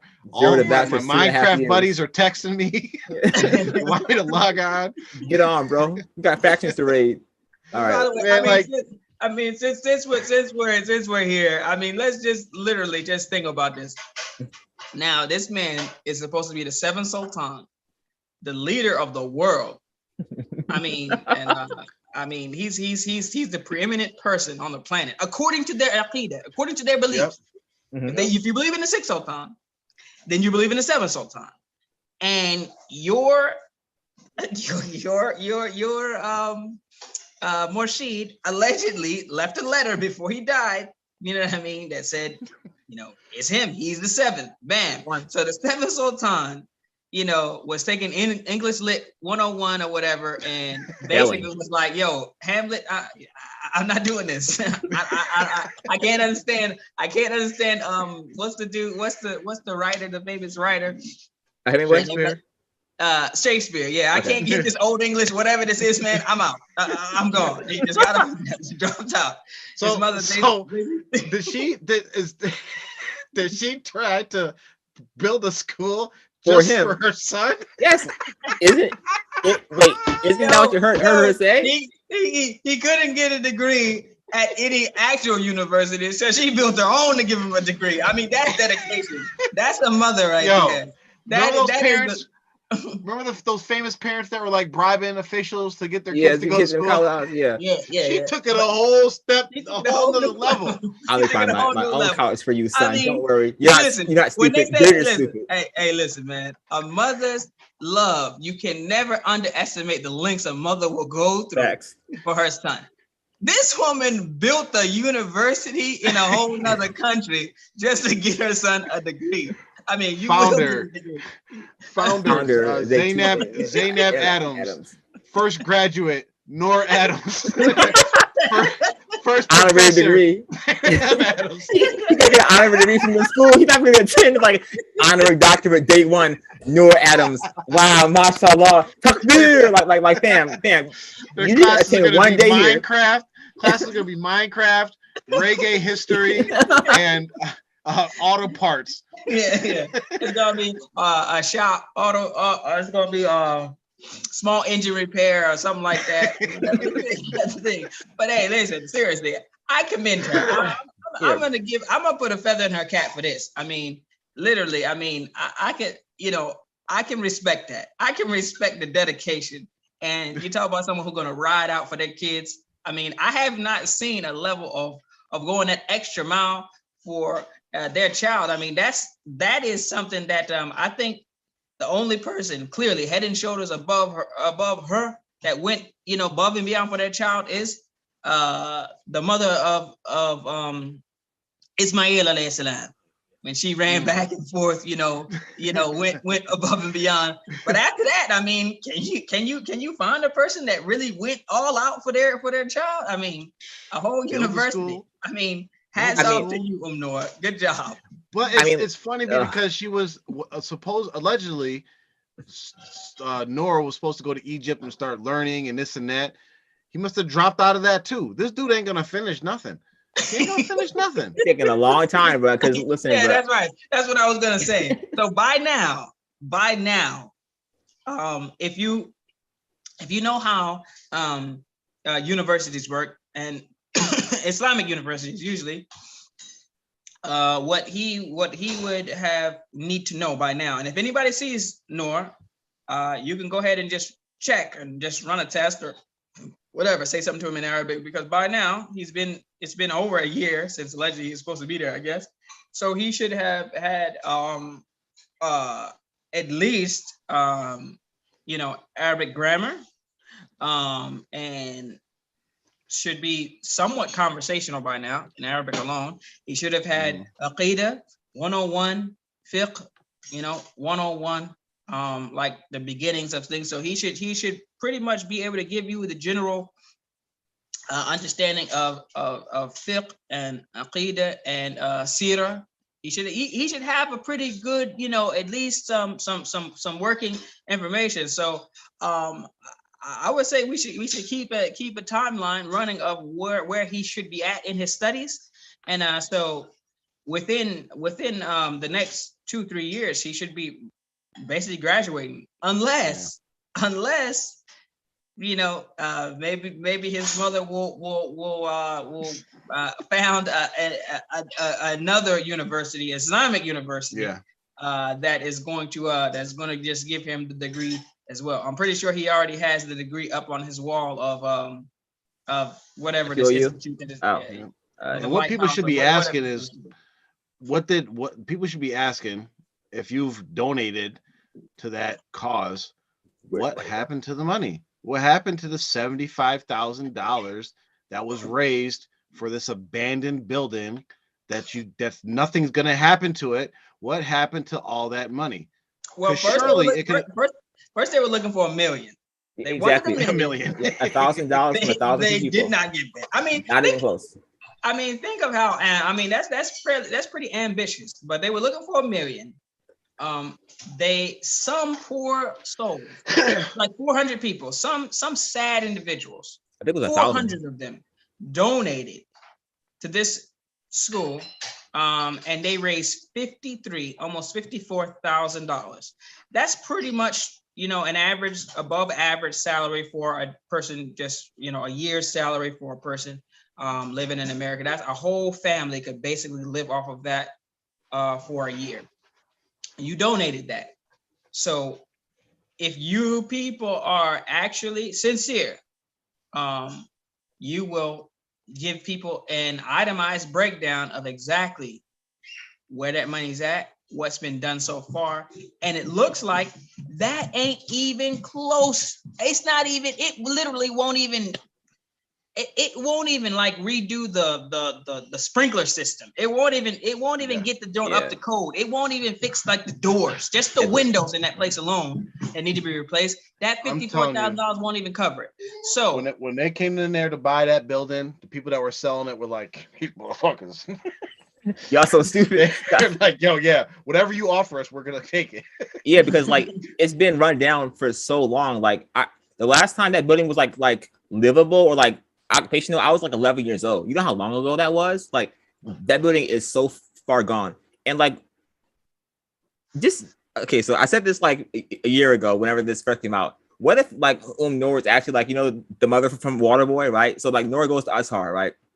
And they ask him a question about Islam. It's like, my dad did that. Astaghfirullah, you hold out for shirt because like, like they just ask him some questions. He's like, my father did that. He was the seventh sultan. Like, who? Get out of here. Yeah, he's just thrown out for his hearsay. Get out of here, bro. Astaghfirullah. All right. The thing is with these people that have attended Azhar or been studying Egypt, see, here's the thing. Whenever you start on a path of seeking knowledge, you have to empty your plate. You have to take all of your previous training and ideas of what is right and wrong and throw it to the wayside, right? And we tell this to a lot of people that leave the cult. Like, you have to start at square one or square zero. You have to start at La ilaha illallah and learn what that means and start from the beginning. These people that go to these Azhar and all that, because we know people that have studied Islam in other places, and like Mubarak, who's highly educated Islamically. We have Brother Hanif. I have attended some classes. We have all this different knowledge, and just our small little group of people have attended real Islamic classes, right? If they took Akida 101 with the right intentions, they would come back and start refuting TMOA. Akida 101. It takes just a basic Akida class to like, oh, what I've learned is wrong. But I've spoken to an individual over there. His name is Jamal. If everybody know him from down south, he's married to the other Qadi, Dordana, right? These fake Qadis, and they're sinful for even taking these titles. Qadi Dordana, Qadi Mahmoud. These niggas is not Qadis, right? And it's an insult to actually call them Qadis because they don't fulfill the duty whatsoever. But he talked in depth about what he called the Jelani filter. So what he's saying is that all the knowledge that they learn over there, he passes it through the Jelani filter. And whatever adheres to what Jelani teaches, they accept. Nice. And anything that doesn't, they kind of just push it to the side. And I for sure, when they're writing their essays or doing whatever, for sure they're not mentioning anything about no 6, 7 sultan. They're not quoting their sheikh. They're not saying anything of the bull crap like, oh, we have 4 questions in the grave and this bull crap that their sheikh taught them. They're not saying any of that. So it's a farce. Every single one of them is a farce. And I really feel sorry for them because there's hadiths about people, because it really does is it shows their true intentions for seeking knowledge. The real reason why they sought knowledge is to become some person in TMOA, to achieve some kind of status. Because that's all they want to do. They want to be the people that were the Azharis, were the scholars, were the Qadis, right? When you have conversations with these Qadis, they simply refuse to answer. My brother called Qadi Dordana and asked her Islamic question. And she said, I shouldn't have to answer it because you're not in the Jamaat. You take on the role of a Qadi, you're obligated to answer the questions of the people and give rulings. It's actually a huge sin to withhold knowledge. And I cannot remember the ayah, but yeah, it's something that Allah it's a huge sin to do that, for you to know, and you withhold it. Like for instance, there's different levels, different ways, but so for instance, if I know that a brother so-and-so cannot marry more than 4 women, but I withhold that information from him because of some sort of advantage or whatever, and he's got 6, 7, 8 wives or whatever the case may be. Me withholding that is sinful, and I possibly will get a share in the crime, in the sin, because I withheld. So if someone comes to her with a question, legitimately, they need to know, and she has the information and withheld it and refused to give it because he's not in the Jamaat. I mean, ain't nobody in the Jamaat. There's a handful of people in the whole world. So if you have information, you're gonna withhold it, like it's exclusive to you. I mean, and the thing is that she learned from outside of the Jamaat.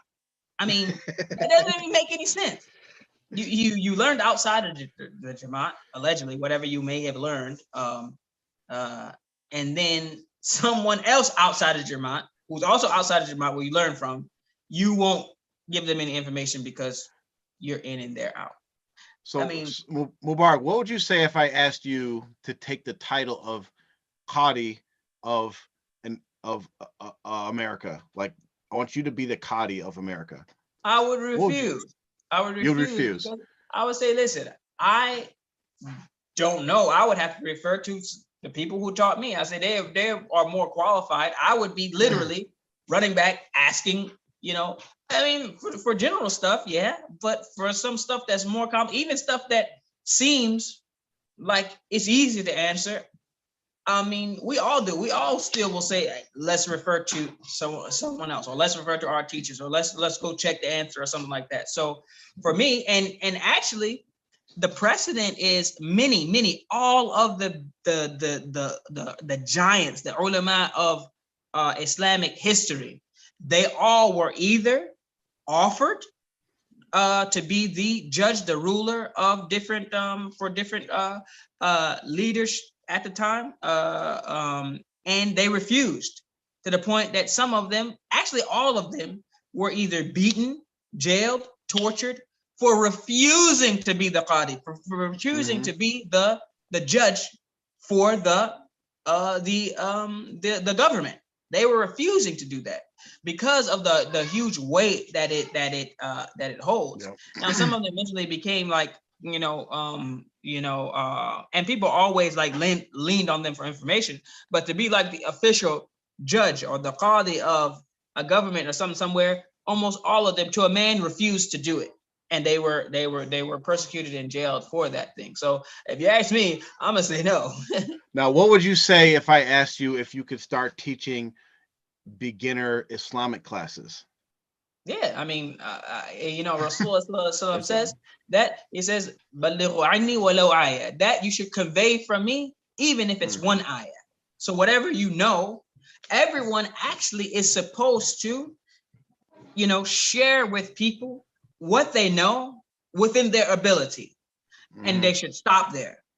And it is a crime in Islam for a person to be delving into and trying to either teach on a level in which they're not there. If a person hasn't even learned the basics, there's no way a person can say, well, or allow another person to call them a qadi.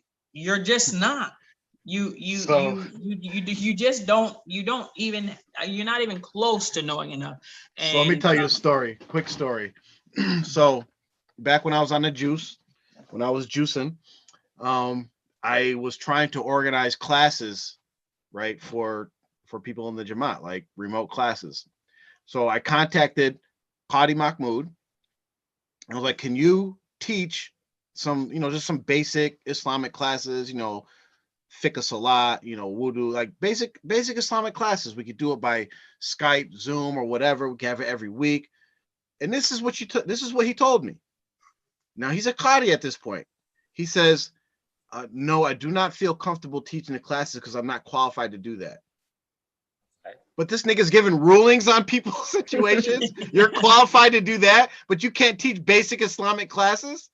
Yeah, this is actually a crime. It's actually not allowed in Islam for a person to do that. Because what actually will happen is, if you lead a person to something wrong, then you will get part of the punishment. Actually, that's a different hadith. Well, the hadith that I'm thinking about is the one in which the punishment for a person, there's a few people that Rasulullah says that will be punished on Qiyamah. It's a person who, an old man who commits zina, and there's another one I'm thinking of that hadith. It's a series of people, and one of them is a person who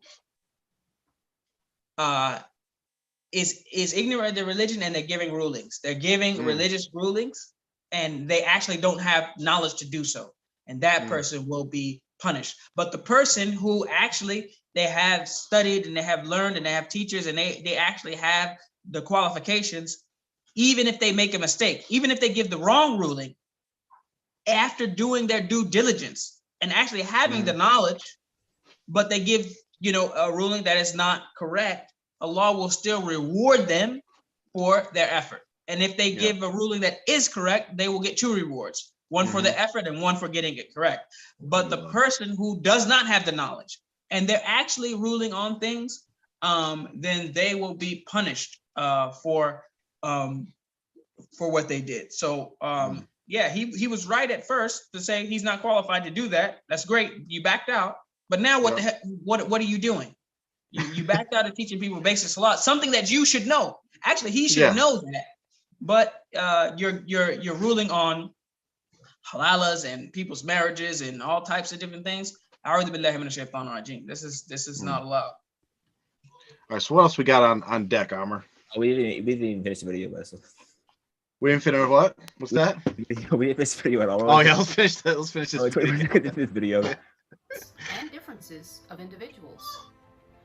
I personally didn't understand that until my son dropped out of college, citing popular trending notion that no one needs a college degree anyway. Okay, wait. I can understand that coming from Noor, because he definitely does not need a college degree.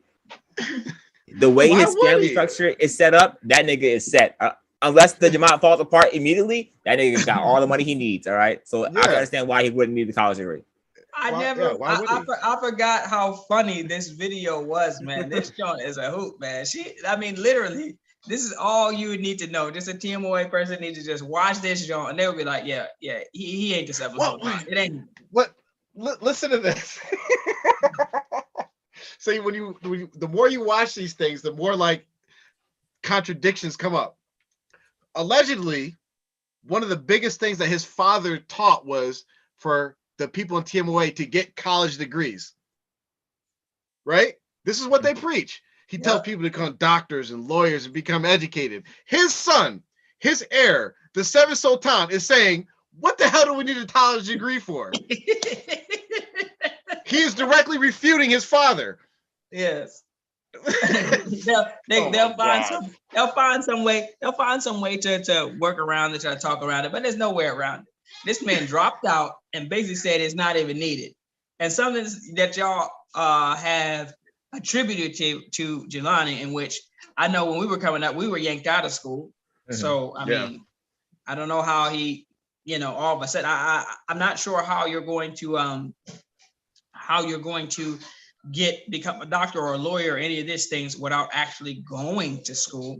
I don't know how you're going to make that, but basically you gave him the credit. You're giving Jelani the credit for everyone's education, even people that ain't even in the Jamaat. The brother Amir just graduated. If they could, they would give Jelani the credit for his. But from beyond the grave, but guiding him, mashallah. Guiding him. Yep. Yeah, you graduated, but you make sure you did. Jelani is the one who made it possible for you.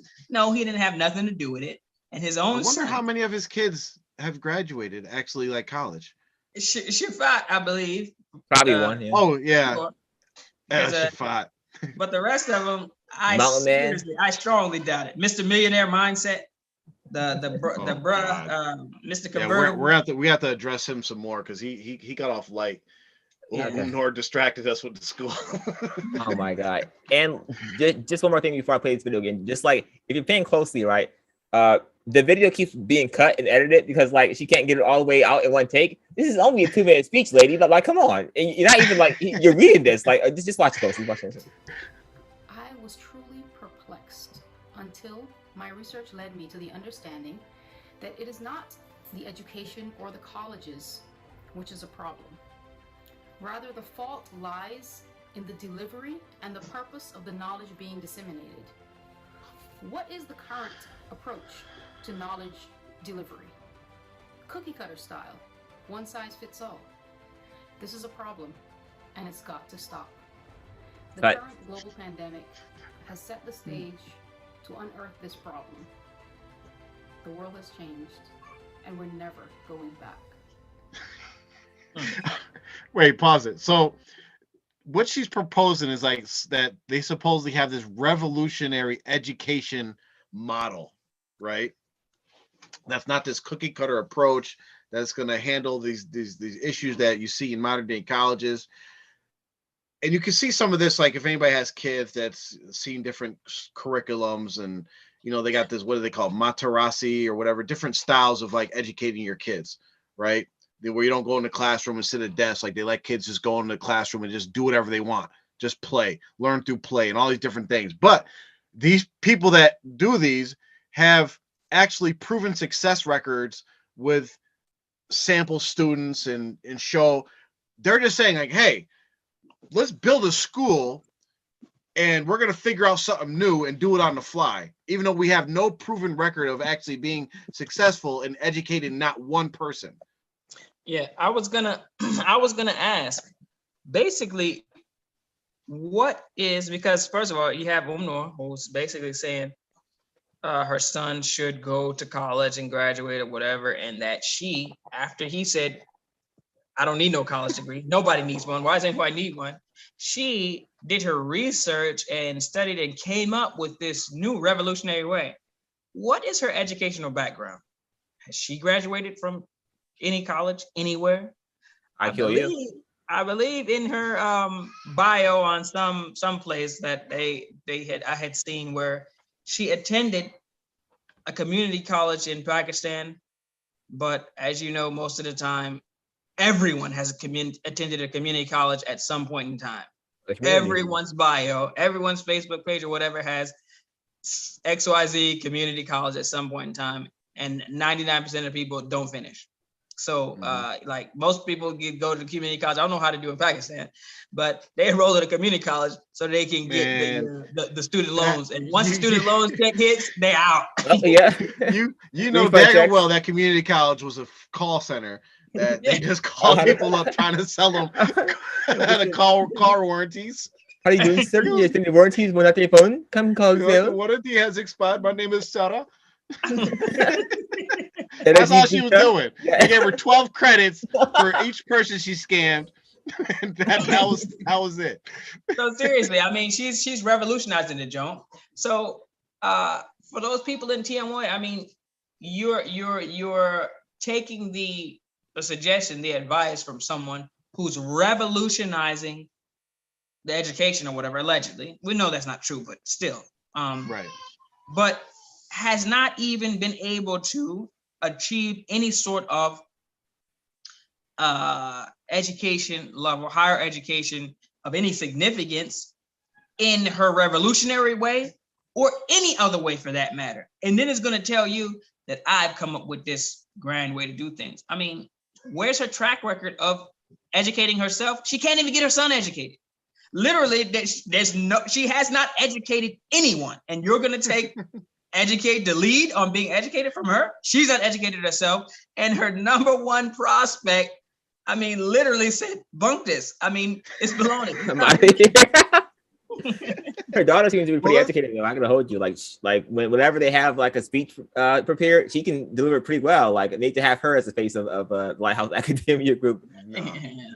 And let's touch a little bit on the fact that you have the alleged Sixth Sultan, or whatever alleged fairy tale, whatever Santa Claus figure, Sixth Sultan, Mujahid of the century, who has established. We know he hasn't established, knows a fake school, but he has set up IQOU. And the first thing you do is go start a whole different school. Are you saying that your husband's school was not good enough? Are you saying that you needed to start something new and revolutionize the way that you guys educate? What are you saying? Like, think about these things, you guys. It's all a fraud. It's all bull crap. And 40 years from now, if TMY still exists, you're going to have our grandchildren talking about, what is this Lighthouse Academy that everybody's saying they're graduated from? It doesn't exist. Our fathers talked about this 40 years ago. They tried to raise a school and bump $75,000 out to people. Now they're introducing people talking about, I'm a graduate of Lighthouse Academy. It's the same old thing, the same old ruse. Like, wake up. It gets disgusting at a certain point. Yeah. So you got so look at this, right? You got the Muhyiddin Institute of Eloquence, or whatever that banner was behind her. And think about this. They are, obviously that's some new scam that they're coming up with or whatever, or maybe it's old, but we just haven't seen it yet, whatever. But the point is, that's something that they are promoting, right? Now think about this, Joe. The El Muhyiddin Institute of Eloquence, I'm guessing because it's put up as a banner behind her, they did it on purpose for you to see. It looks like it has a Quran in a Quran holder or whatever, Quran stand or whatever. So obviously it's dealing with Quran, right? So if someone can tell me what the acronym IQOU actually stands for, let's just International Quranic Open University. So the International Quranic Open University, which people have been saying they graduated from or whatever. I mean, we all attended there as well, but the point is this El Muhyiddin Institute of Eloquence is now, I mean, did they change the name from IQOU? But does that not tell you, at the very least, that IQOU was a farce, and you've come up with a new institute? Yep. So all this baloney about IQOU being something of any sort of significance, which we know is made up. I mean, literally before your very eyes, they're changing it. And before you know it, someone's going to ask, yo, whatever happened to IQOU? And they're going to be thrown out of the Jamaat. Don't talk about that. Got to you. Yeah. Yeah. Yep. You'll be like, what? You barking dogs? Get him out of here. Like, yo. The caravan moved on to Al Muhyiddin. You're still IQOU. No, Abuji left me a letter. He left me a letter right before he died. Actually, he died, woke up, handed me the letter, and then died. Wait, I forgot to give you this. Yeah, change the name to El Muhaddin Institute of Eloquence. And When then I was bowing down his grave, he gave me the letter from his grave. I was bowing down to him in his grave. It's like, here you go, my Talib, #1 follower. Right before one of them was doing their sujood to the grave, a hand just popped out with a letter. Like a zombie. If I don't Through the pile of roses, it just popped up through the roses. Oh yeah, Allah. Oh my God. Okay. They literally are changing things up, just whatever sticks, and literally whatever they throw up, these people just eat it up. Like, yeah. You know, where's all the hype for this? I've thought, and one thing I wanted to mention about the money, and because people lose sight of this, and they think like we have to keep emphasizing this, is how much money actually does go through TMOA, right? So these people are silly, but when they asked for $1 million, believe me, they thought it was a realistic goal, right? Because for them, 1,000 people simply giving $1,000 is easy because they collect millions of dollars a year anyway, right? So the fact that they asked for $1 million to start should give you a ballpark of how much money they actually deal with on a monthly or annual basis, right? Like for instance, R2F, we have our own charity things that we do. We take donations, we give to charity products, and we give zakat, and we do all these different things, right? We are not going to go inside of our group and say, hey, we're trying to raise $1 million. We will not, because we know we have an idea of what is possible, right? Even if we extend it to thousands, we're stretching it there, right? Yeah. But for someone to say, you know what, $1 million is a reasonable goal, that means they're dealing with much more than $1 million on a daily basis or on an annual basis. Yeah. So all this money, think about this, all this money is going through your organization. And if you go back to that video of the Mujahideen Institute graduation and look at the crowd, these people are sitting on raggedy chairs, and basically after they leave, the sheep are going to come in and graze, right? It's hay on the ground. The people are freezing. Look at this. Right here is so cold, dude. This dude right here. Look, this guy right here in the glasses, front row. He's gonna be R2F member. I can't wait, bro. He don't want none of this. He is cold, bro. It is outside. It is probably because this was like winter time too. So it's pretty cold. It's not that cold, but it's chilly outside. These niggas is just all outside. Look at they're all in hoodies and jackets. This man's wrapping around in a blanket. He's so cold. I mean, y'all threw some hay down. It's not even animals. Got the barns usually have walls and stuff. This is worse than a barn you're in with some hay down. Why didn't y'all just rent a little hall, or go to the local masjid and just have the joint there? They would have let y'all do the joint, probably. This joint is ridiculous. You got people huddled up. Historical. One of a kind. Hysterical. This is how much they care about this. This is how much they really care about this, because you care where you put your money, right? People's weddings are better than this.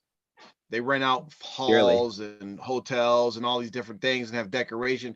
Y'all literally had your thing in unfinished barn, it looks like. How long do you think that this barn here has been in construction for?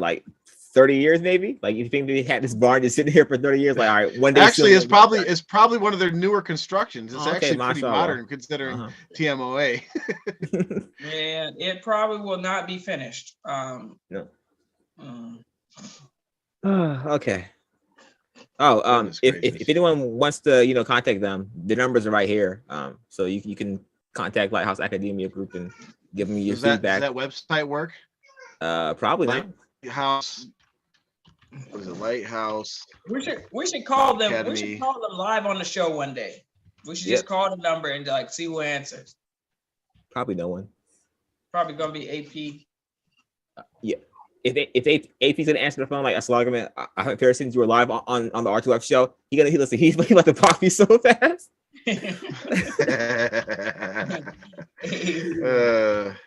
I'm blocking father. All right. What else? They we couldn't got? even. Oh wait, they do have the website. Does work. Okay. Oh, it works, mashallah.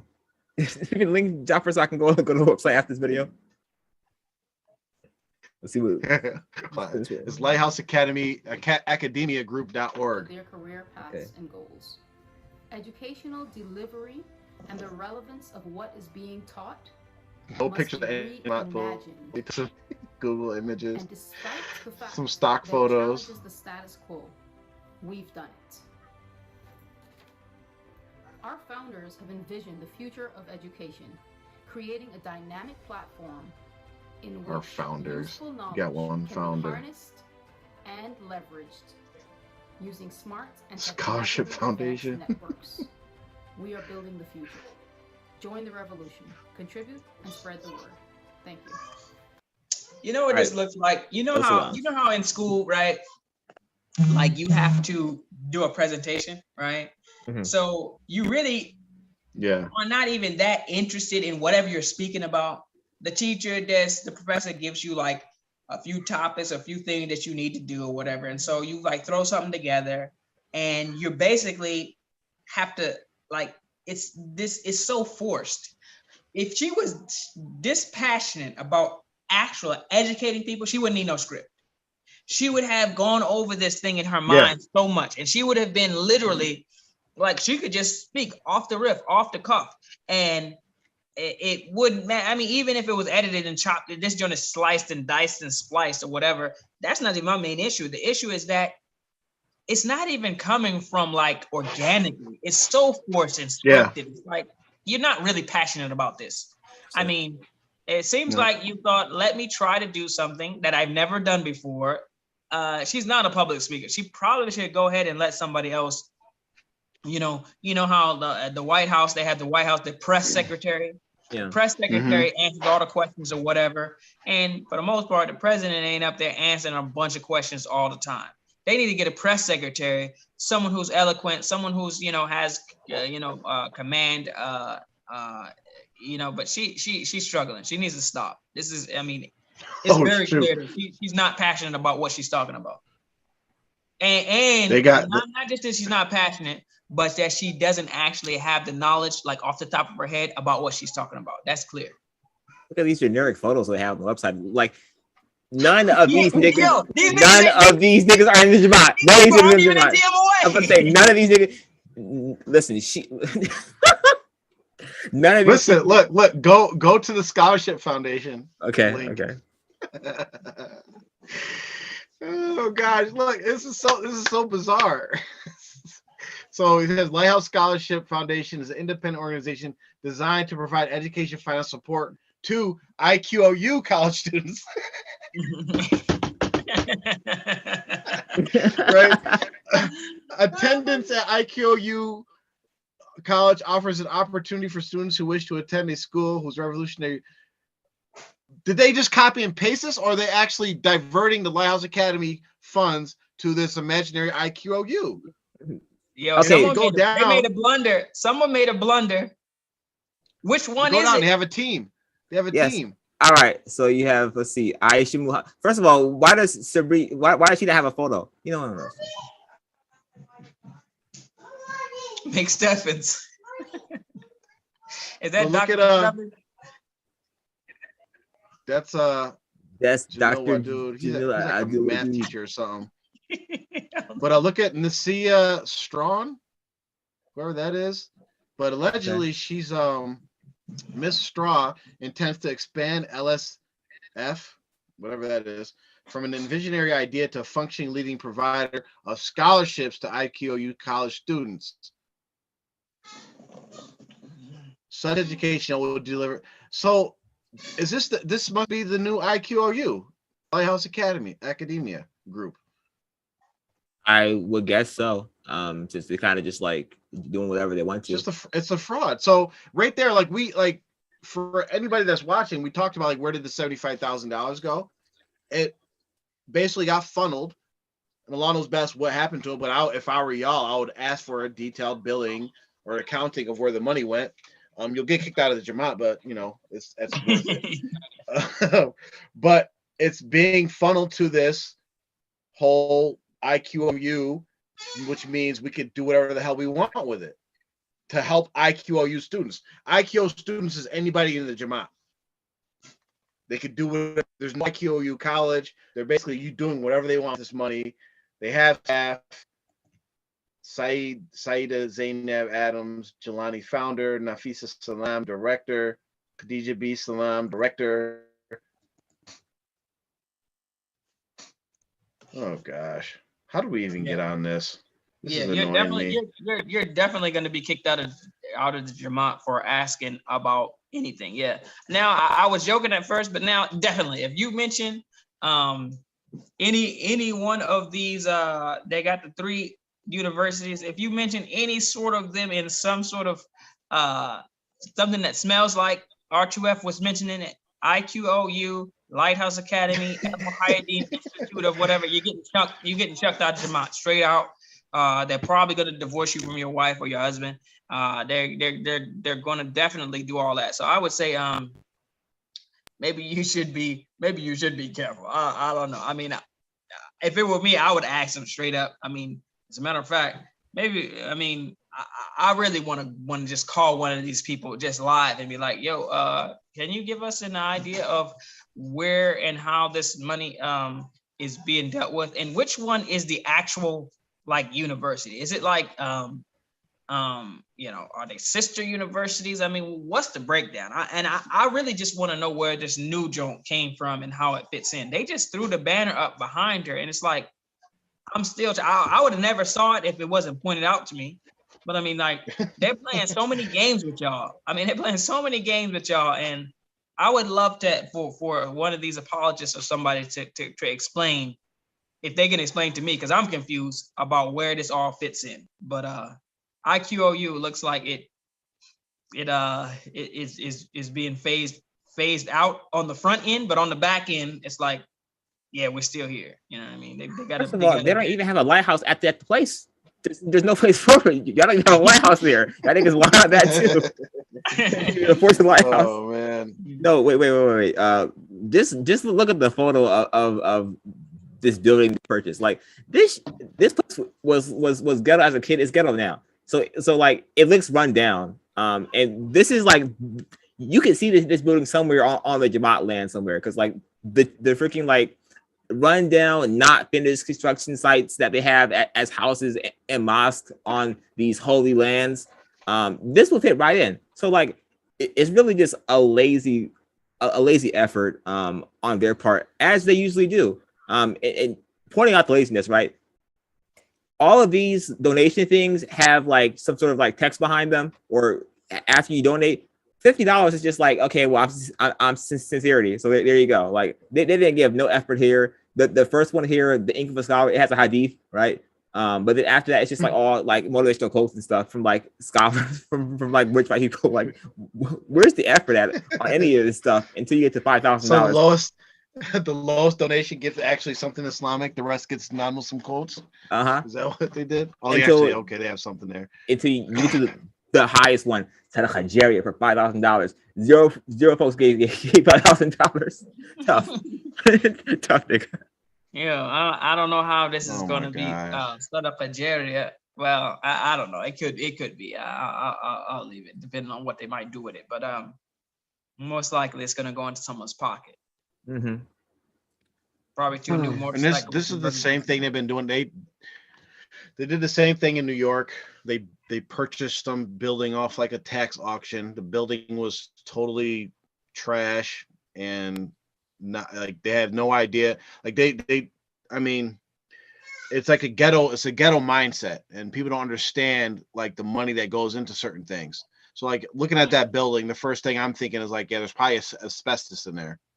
Right, it's going to cost millions of dollars to clean out the asbestos before you actually can get approved to like inhabit the building.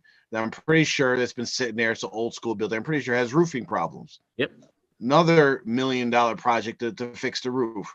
Then you're like so many different things. Like they don't understand what they're getting into. and they may have good intentions starting off, like when they think that they're actually going to get something started, but in the end, you have incompetent people trying to do something with other people's money, not their own money, because Noor could fund that project by herself. She could fund that within 1 year. She could take $1 million from the membership dues that they receive from the Jamaat members and put it towards that project. But just to follow suit, just like her husband, never put your own money into these projects because that money is for them to live their lives, and they keep trying to make money off of other money that they didn't collect from you. Let's start a business. Let's start a school. Get these people to donate and get this going. You guys are just being raped. Like no lube. Like it's bad. It's bad. I mean, at some point in time, you have to just grow the get the strength up to just ask, and if you start asking for some accountability with the money and stuff, that will produce help to ensure the honesty. And that's why you have checks and balances. Even Umar radiallahu anhu was checked and questioned about, whether or not he had received an extra gift, when everyone was given a certain amount of fabric or something for clothing or whatever, and he had like double, he was wearing like double the amount or something like that. And his the people, the Sahabas, they questioned him, what's up with this? And he told them, hey, listen, or his son actually, because his father was big and tall or whatever, he needed more. So his son actually gave him his, portion. And so, but they didn't want like, how dare you question me? You're kicked out of Islam, nothing like that. He basically just told them exactly what the deal was, and they said, okay, cool. They went on, but they expected to be questioned about the funds and the wealth that they were entrusted with to distribute for the Muslims. The same way, ask about these things. Most likely you won't like the answer if you get an answer, but it'll help, in the future, inshallah. All right, what else do we got? I know we got some Ramadan Eid stuff. Yeah, Ramadan Eid. They had the Team Away reunion, which I could not find in the chat log, but essentially they had this like Team Away first ever annual reunion planned, and they were going to bring everyone back together. It was a mandatory Eid where everyone had to go and attend on the New York land, the holiest land, because they have the holiest miracle where Allah shined his blessed name on this blessed place, and people should make pilgrimage here, right? And so they're supposed to have this holy Eid there. No one was going to attend. I'm sorry, and unfortunately for them, no one did. They had all these plans. They're supposed to have like these like art shows for drawings of the sheikh, and they're supposed to have like commemorations, all this stuff. And some lottery winners were gonna be picked as the chosen ones to go overseas and spend the Eid there in Pakistan, and then get to worship at the Holy Grave. And so I got the message. I'll read it. Okay. It came from Khalifa Khalil's wife, Didi. It says, Assalamu alaikum. I pray all are well and in good health. We apologize for all inconveniences that was caused. We were informed that it is inappropriate and disrespectful to host a celebration for Eid here while New York is hosting Eid. There is no other celebration except for the Eid celebration in Islamburg. As a result, there will be no celebration here, and we will try to reimburse everyone's money in a timely manner, because unfortunately, the money was spent. Again. That money is never being seen again, bro. That money is gone. Again, we apologize. Jazakallah khair. I mean, spent on what? You collected it for a thing that didn't happen. So how did it get spent? Money. I don't understand that. That's like, yo, I collect some money for some gas money for me going to work today, but I never even left the house. And then you're like, oh, you're not going to work? No. Well, where's the money? Oh, it was spent, but I'm gonna try to get it back to you, soon. I mean, like, you didn't even have to eat, so how did it get spent? I mean, I don't understand that. So let's talk about the fact that you canceled the Eid in every location except for New York. What in Islam, like, and correct me if I'm wrong, of course, you TMOA scholars, when Rasul had control of Mecca and Medina and all the Taif, all the different cities, did he ever say, yeah, we're canceling the Eid in Mecca and Taif, and all y'all got to come to Medina? I have no information that I have ever heard that he did that or that he ever even mandated that anyone even travel for the Eid. I mean, basically, wherever your location is, when the Eid comes, you celebrate where you are. I mean, you should come together, gather together. But as far as traveling to mandate it, there's no precedent for that. But as usual, they're always doing new stuff in TMOA. And it's all, and these actions show like what the stress that they're going through, because what this is basically like a what do you call them, where the gladiators fight, when the Romans, like, they would, whenever they wanted to distract the people or whatever, they would have like a big celebration or whatever, right? Mm-hmm. And this is what it is these are always opportunities for the leaders of TMOA to kind of pull in the reins of the people. Let's have a reunion retreat, a reunion Eid, and they make it mandatory for everybody to come. And like when it came out, we kept mentioning Trump's inauguration, right? They wanted to boost the numbers, get as many people here as possible. Oh, people, remember they had a whole website. Yes, you can register and let them know that you're coming, and all these different things. They probably realized, like, people were like, yeah, I ain't going there. I ain't going to New York. I'm not traveling all the way up there. I want to spend Eid with my family, save my money, this and that, right? And so they realized people are not reacting. So then they start saying, okay, we're canceling the Eid everywhere else, and force them to come to New York. And it shows that you guys are getting really desperate. And what you're doing is, and it doesn't matter whether we tell you your mistakes or not, because you guys can't get right. Allah is not going to allow you guys to be successful unless you turn to the Quran and the Sunnah. I'll stand by that, right? So what you're doing is pushing people away, because I guarantee you the majority of people still didn't come to New York. What they did is they went to the local masjid. And when they went to the local masjid, they were probably like, hey, this is all right. Yeah. They got like events here. They got food. I could park free. Like, we got things going on. The guy giving the kuppah actually like knew what he was talking about. He just didn't say abuji, abuji, abuji, abuji, abuji, abuji, abuji, abuji, abuji. You know something that's I mean, I don't know how it is in your guys' locations, but I have never paid to eat at their Eid. Exactly. Like, you go to Eid, they basically are giving you breakfast, now it might not be something that you even like to eat or want to eat, depending on which ethnic background masjid you go to. You might be eating some olives and hummus for breakfast. Like, yo, y'all eat this? You're like, this is that joint. Yeah. But still, everything is always free. It's their Eid. And people literally just, like, you don't even have to even think about it. They're going to literally, and they're going to pile your plate up. They're going to try to send you home with stuff. And so, contrast with the TMOA, you got to pay to park. And it's not even like you got to pay to park in like either a field or somewhere. It's not even a parking lot. It's not even anything where, like, it's always lawn.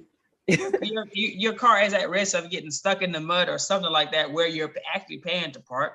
And then you got to pay for, a plate of, Whatever. let's just say undesirable food probably. Not But so- Eid is supposed to be, you're just supposed to be literally just happy on that day, if on any day. That's why you're supposed to give your zakat al-fitr before, or like best thing to do is between Fajr and like after Fajr on day of Eid, so that the people who don't have money, they're just on that day, they got some money and they're at their happiest point.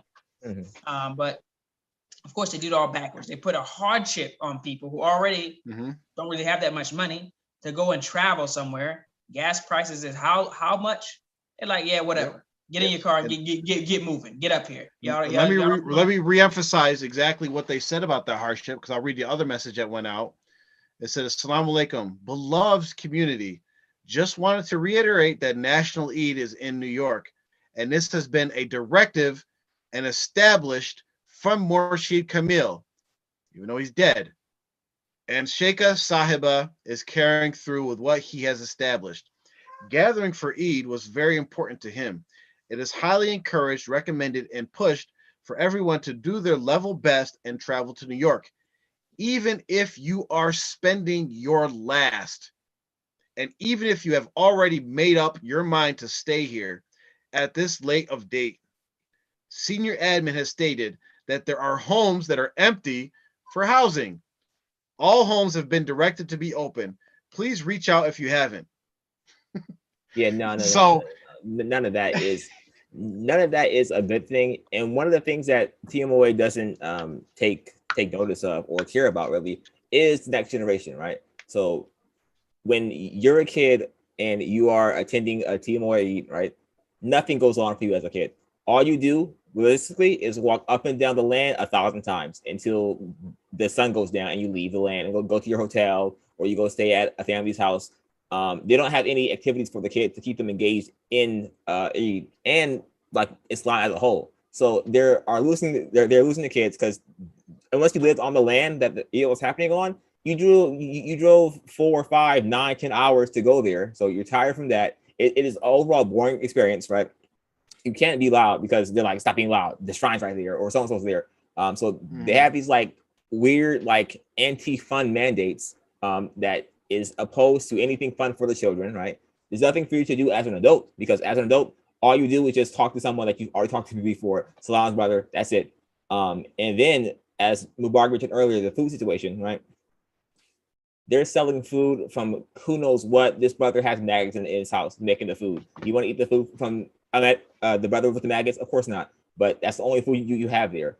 And it's such a sad thing, because as a Muslim, right, there's not many non-pagan holidays for you, right? So Eid, right? There's 2 of them. Should be one of these celebratory holidays where you do go all out. You do go and have a great time. But instead, it's like you have to suffer not during Eid and during Eid.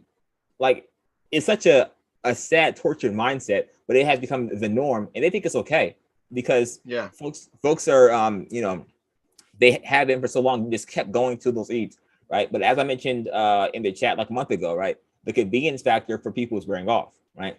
Now it's convenient for you because there is these other outlets and these other groups where, I take my kids to North Carolina if I'm in Virginia, and they have a giant Eid, and it is a bunch of stuff for kids to do, the stuff for your teenagers to do, stuff for you to do. The food's there, everyone's nice to you. So it's like, why would I ever go back to New York again? Why would I ever travel 9 hours from VA to New York? I'm not doing that again. It's just no point to. And eventually that's going to be, one of the many downfalls is that when folks no longer feel obligated and obliged to do these things because they're starting to wake up, their kids are like, okay, well, I want to go there because that was fun. And then their kids are going to meet other kids not in the community, and those kids are going to become friends. Oh, I want to go over to her house. And eventually you're going to be like, okay, well, we're just going to go over there now. We're done with this. So yeah. And it shows like just some things that they're just letting out the cracks. Why do you have a bunch of empty homes on Islamberg? People are leaving. People are leaving. And then they are even encouraging people to come stay in tents. Now, could you imagine, Mubarak's a parent.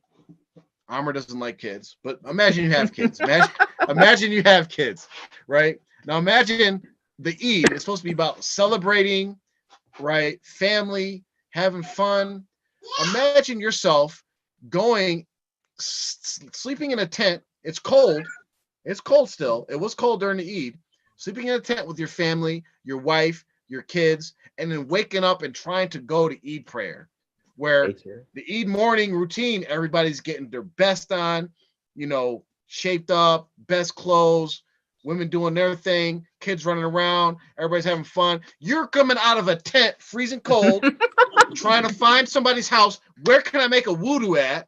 Where can I use the bathroom? Oh, let me go to Eid prayer and then go back in my tent after the Eid prayer. Like, yeah, I mean, think about this. It's these when the message that said, "Oh yeah, we have many empty homes." As a positive. You have empty homes. Number one, that shows that people who once were there bounced and are not coming back. But why are they empty? There literally are the homes that even people there don't even want. Those empty homes probably have I mean, I'm even gonna say termites, maggots. Put it as you already know. All I know is empty homes on the land were used for many things. Many things. So who knows what you might run into, what remnants or what leftovers of people enjoying themselves you might find in one of these empty homes. A lot of houses. Yeah. I wonder, but this mandatory Eid, and this is for you guys, TMOA people, was Noor at this mandatory Eid? Of course not. Was your imam leader at this mandatory Eid? Did she lead by example and spend her last to make sure that she was at the national community Eid? Was your sultan there? The seventh sultan? Was sultan there? This is a whole other thing. See, like, we're seeing the beginnings, or not the beginnings, of like the effect of the breaking up of TMOA. Because even though it was a command by Sultan's imam and mother-in-law, or stepmother, right? Stepmother? Yeah. Whatever she is to him. She's his imam, whatever. Yeah. Right? They still had an Eid in South Carolina. So Sultan was like, screw that. I'm not going to New York, even though I lived there, even though I made an elderly lady give me her house and I lived there. I'm not going there. But you know what? I'm going to offer my house to other people to go stay there in New York. But we're doing Eid here in South Carolina. You're seeing the friction. You're seeing the two camps being formed. Because how many people disobeyed their sheikha, their imam, and stayed in South Carolina and celebrated Eid, even though they declared that there's no other Eid in any other location. You're seeing this stuff, you're seeing it fall apart. So this is where they were during the Eid time. So this is April 30th, right? So Eid was like a few days after this. So they listen. They definitely didn't fly back to America, all right. But this is, the leader herself, the seventh sultan, and then his sister and the daughter girl. All right, so.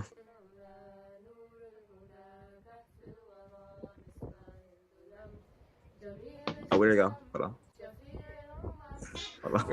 What happened? Hold on. No, you gotta do it from the beginning. Norbert's so bored. Look at him. Like, man. He's not even singing. Man, I don't know this beard snappy. What's up, man? Did you see him, Norber? Look at him. Like, stop moving around, nigga. Look at him. Stop moving around. And he's not even next to them. He's literally. I know. Right. He is trying. Like, he's doing the COVID prayers at the mosque. It's like 6 feet apart. That's what he's doing. So he's like, yo, keep these niggas away from me, cuz. Watch him basically bail on him. Like, you know what? He's like, all right, cool. Yeah. Yo,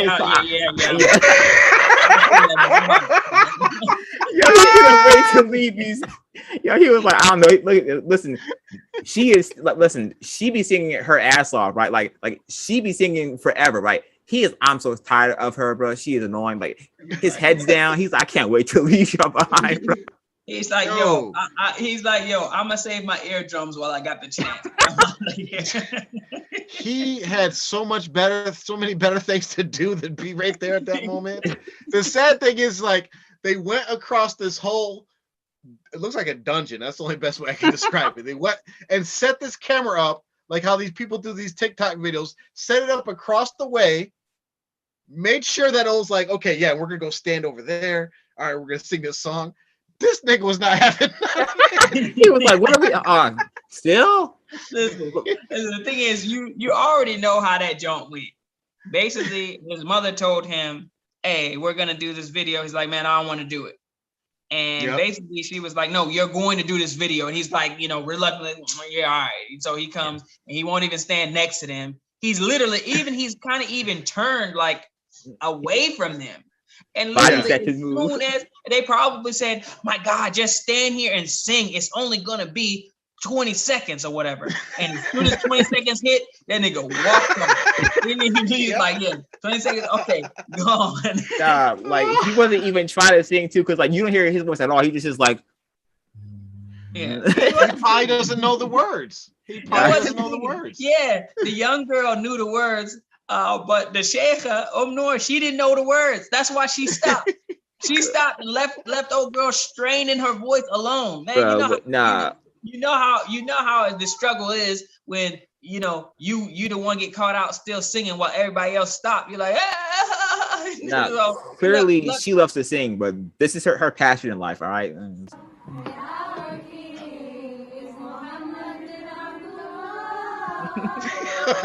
I forgot about this one. Pause it. You gotta go back and watch. You gotta see, all these things are just smoke and mirrors, people. Smoke and mirrors. It's all bull crap. These are probably like cousins, the wives of their cousins, because this is all for the Jelani Death Day celebration. They don't know any of these words to this song. But like this is new to all of them. Something, and they did the bit of joint where they kiss, their fingers and put them on their eyes. But then like the one lady in the red, she did a whole other joint, like rubbed it around her ears or veil. She just did her whole new joint. But these people, they don't know the words to the song. They probably don't even know Mubarak Jelani. They got him in a room. They positioned it in a certain way to make it seem like, look at all these talibs and talibas that Mubarak Jelani had. They're not at the tomb anymore. They're in somebody's house. I wonder whose house it is. I wonder. These people look like they like some of them are wondering why the camera is even on them. It's looking like they seem to be almost annoyed. There's one young girl in the back sitting down like, what are we doing? If you keep playing, you'll see her in the back. She pops in and she's like, what are we doing here? She ain't singing. She's sitting down. There she is. she looks so bored. That's me at every social event. Guaranteed. He's not even singing. She doesn't know what. She's like, what is this? But now look at the dude in the background. He's like, what the hell they got going on over there? The only part they're singing is the part that's easy to catch on to as far as the chorus. That's it. Yeah.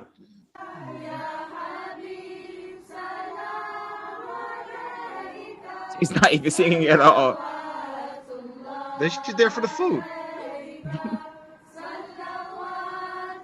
Look, they're just swinging. They're not even singing. They're swinging back and forth. Yo, this looks so weird. First of all, she has the notes here for what's actually on the song because she didn't know either. It was awful. Ya Allah. All right, I don't say anything for that. This is their Jelani Death Day celebration. Another innovation celebration. And one of the things that they keep doing is they have successfully and take away the innovation, take away that these things aren't prescribed in Islam. But in TMOA, they celebrate their sheikh more than they celebrate Prophet Muhammad sallallahu alaihi wasallam. All they do the milad. But even on the milad, they celebrate the sheikh more than Prophet Muhammad sallallahu alaihi wasallam. But you have the milad that they celebrate. But for Jelani, they have the death day celebration. They have his birthday. They have some kind of Independence Day. All these different things they do for Mubarak Jelani because he literally is their religion. There's no ifs, ands, and buts about it. He's their religion. He's everything that they hope to accomplish in life, is somehow have a connection to Mubarak Jelani. Okay, so there is a video I wanted to show. Where's that? And mostly just because of the like blatant. I mean, obviously we know their family is different, but just the double standards that constantly occur in. This is the chicken saji with balochi rice in the Jama. and Malay chicken. Okay, so pause right here. Right, all right. So listen, like the little girl. She's not a little girl. She's like 19 years old. So she has her hair out. Imagine if a girl in the Jama who lives in the United States had her hair out like this, like the outlash and the outrage from the community that she would receive about her not being on her religion, not being on her deen. But like this video was sent publicly out. Like, oh, look at them having a great time on your expense, by the way. This is all on your dime because I mean they don't have jobs. So, does this girl have bling on? Yeah, yes. You not see her? Does she have a rapper medallion? What is going on? She has a Rolex watch. She has a gold medallion necklace. And the ring on too. Yeah. You know, you niggas is too poor for me, all right? All right. Yeah. Where's the white chicken? Malay chicken right there. Pina colada, having a great time. mint margarita. Who got this? I just told him to get one of each. Oh, Emperor's chicken. Margaritas, huh? Margaritas, all that stuff. Yes, sir. Good for them. But yeah, no, like just the blatant double standards that constantly show themselves for this last family. You see what's going on. It's funny that like you notice how within the months after Mubarak Jelani has passed, members of TMOA have had more access to his family and what they do than in 40 years of Mubarak Jelani being alive. And what that's telling me is that these people were pretty much held like captive in this house. They didn't do anything. They didn't go outside. They didn't go out to eat dinner. They didn't travel anywhere. They were literally just in Mubarak Jelani's compound, serving him, doing his will. And as soon as he passed away, they started living their lives, traveling all over the place, buying expensive scarves and coats and purses, going on vacations, doing all these different things. Because you look at them like, okay, they went out to dinner. Who gives a crap? It was like a miraculous event for them. Like, oh my gosh, look at us. We're out here ordering Indian food, even though we lived in India. Like, what? This is what they're... We can eat again. I mean, their dad is Indian, so I mean, they should have had plenty of Indian food where they was at. But I mean, just think it's really sad. This is your spiritual guide, and his mother, who is your interim spiritual guide, and this is it. I mean, even I'll give credit to Jelani for this at least. At least he pretended to play the part. I mean, like he had to roll down pat. Like he knew his lines. He had to look. He had to, he presented himself as, these people, they ain't even trying. The bro, I mean, the Seven Sultan, I mean, it's funny. He wants no parts of it at all. He literally has no interest in this joint whatsoever. And y'all can't even see that.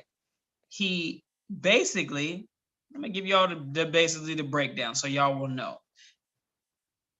Nor is he being used, and he has to be put there so that they can maintain and keep their power over Sultan.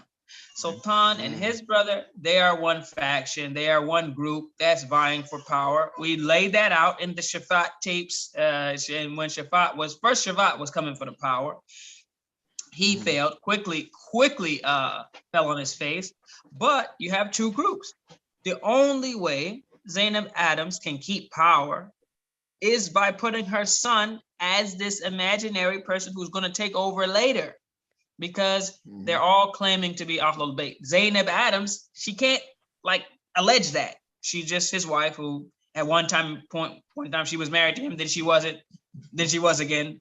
Let's just say, but she's not, quote unquote, Ahlul Bayt, So Sultan will always have that over her, and he can keep pushing that. How does she combat that? Throw Noor in front as the actual leader. But the problem is he ain't even interested at all. He can't even stay for 25 seconds for a photo op video where he pretends to sing. You think he's really gonna play out this string? Nah, he won't do it. He's not going to be able to hold it up.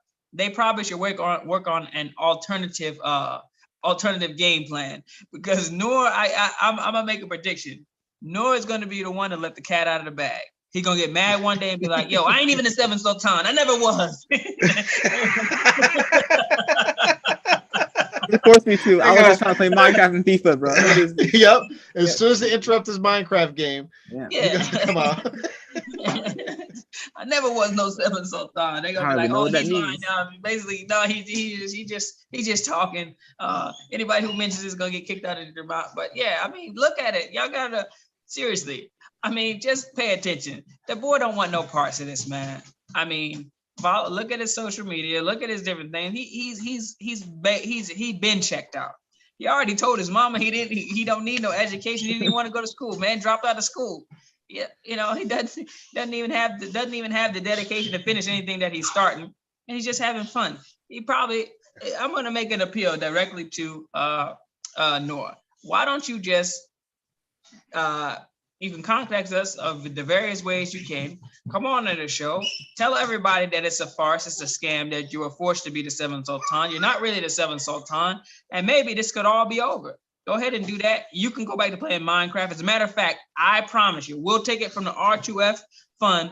We will get you the latest Minecraft or whatever the no game is. I buy it from my all the time. It's like, whatever it is. We will buy you whatever the latest Minecraft game is. I don't even know what they are. I just know I'll be buying them all the time. You're saying this such a boomer, cuz I can hold you. We'll buy it for you. And and matter of fact, whatever little prescription you need, modifications, upgrades, whatever the case may be, we'll do it. We'll go ahead and do it for you, man. You play your Minecraft, but man. Come and let everybody know. You can get that off your chest. Go play your Minecraft, and we'll get back to the business at hand. We're helping people get out of these cults. You help us, we'll help you. Everybody will be happy. I mean, just look at this photo and how like he's looking at this dude here, such disgust. But he's like, I first of all, I don't even want to be here. First of all, and nigga, who are you? Like, why are you standing in front of me? Look at his disgusting. Who is this nigga right here, bro? Yes, massa, right away, massa. I mean, basically, that's all I can. That's all I hear. This man's ready to move, and then you got glasses in. First of all, he has glasses on in Pakistan. It's sunny as hell outside. You listen, brother. You trying too hard right here. Okay? All right, like this is not looking for. It's not looking too good for you. Man. Oh my God. I mean, if you can't see the nature of this family, I mean, I'm pretty sure Sultan may be a cool guy to hang out with and go drive 4-wheelers and speedboats and spend money with and chauffeur him around if that's the type of person you are. But these people have no integrity. They have no leadership qualities. They have there's nothing. Like, if we went through Sultan's Facebook page, and generally people on their social media follow stuff they're interested in, all this dude is posts about is $1 million quotes, $1 million mindset, millionaire mindset, all this, He's telling you exactly who he is. I want money. I care about money. I care about things and money and things and money and food. That's what I care about. I don't care about y'all. That's what he is. He's a materialistic person. There's nothing like, you guys are supposed to be a Sufi community. Where have you seen anything Sufi? Where have you seen anything Sufi? You have pictures like this where, like, I don't know, they think like they're doing something because they're walking down the street. I know, no, that's right. Guarantee you, all the Pakistani people are looking at these African Americans like, what the hell's wrong with these people? Why are they dressing like us? The dark ones in the back too. You know how crazy. You know how African people look at white people when they come to their country and they start putting on dashikis and stuff, all these different things, and look at them like, look at these dumbasses. Like, that's exactly how all these Pakistanis are looking at y'all. I want to be ethnic. Yeah, basically laughing at them. And like, I know that's right. Strength. Like, this is your relationship with your Sikh Sultan through pictures. And so let's talk about that. So this crew, remember they had the the Willy Wonka's lottery magic ticket. 9 special people will be selected to get a trip to Pakistan. The 9.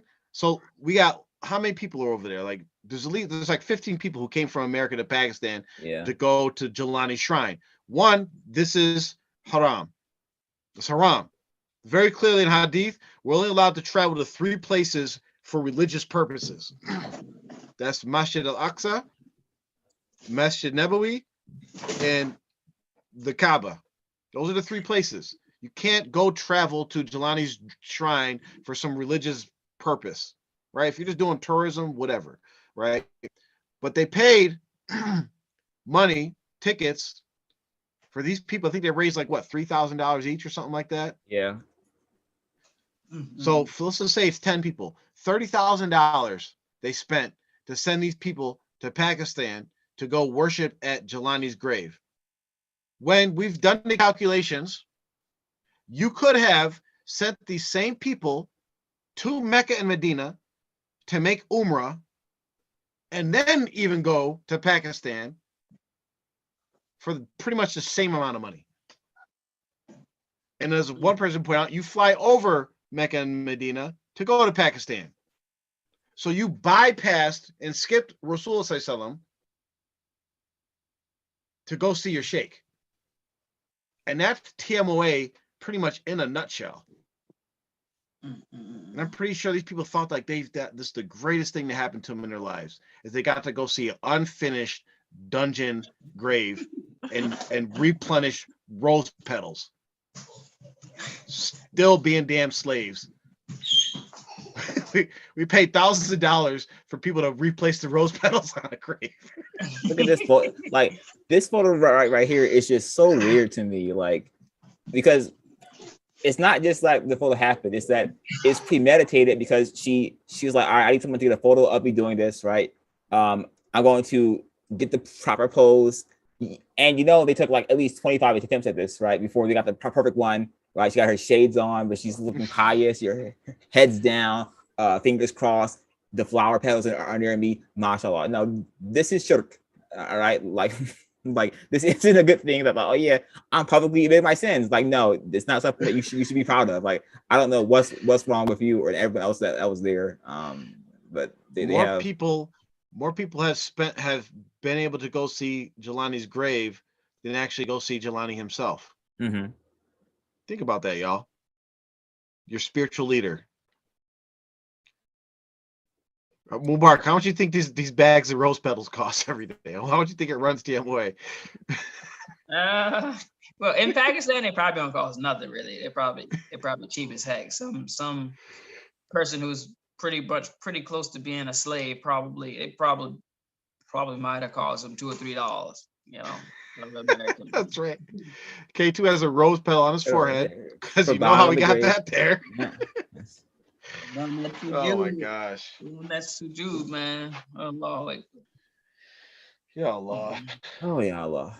TMOA, listen, you guys know that this is wrong because we told you it is wrong. So you can't just like feign ignorance. Like we had a whole show about bowing to graves, and we gave you the authentic hadiths and in the Quran about not bowing to graves, about like the hadith is like it's like Allah has made everywhere on the earth a place for you to worship except for graves and bathrooms. So like you guys know this is wrong, and even then your arrogance knows no bounds. And like for you to even think, okay, we're gonna have like raffles, right, for lucky TMOA folks to be able to go and visit this holy shrine, that is like only really for you, because the photo of the shrine is in English.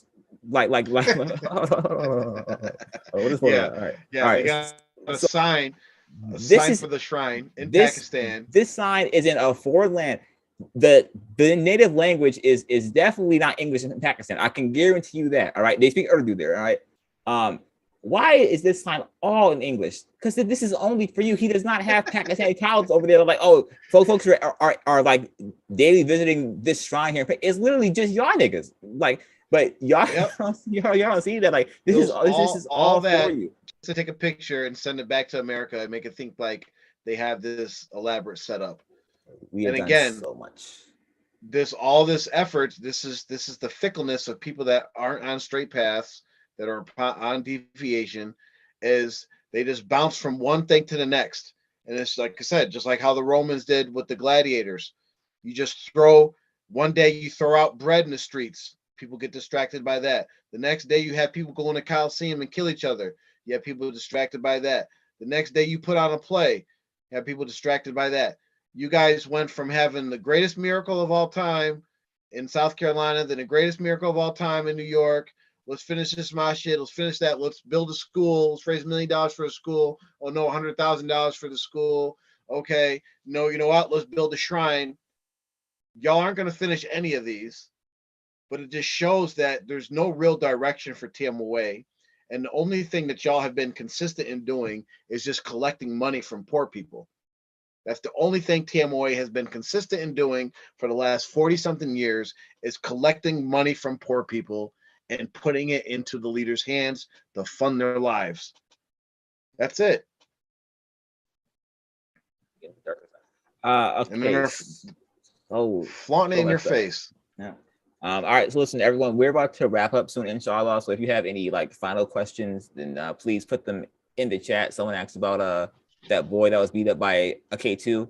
They put him in the hospital. And then they like strong-armed him to not press charges. The windowsill guy. So they put him in the hospital because, you know, it's a K2. He's really tough for kids. Do we have Noor's video where he's bumping the reggae?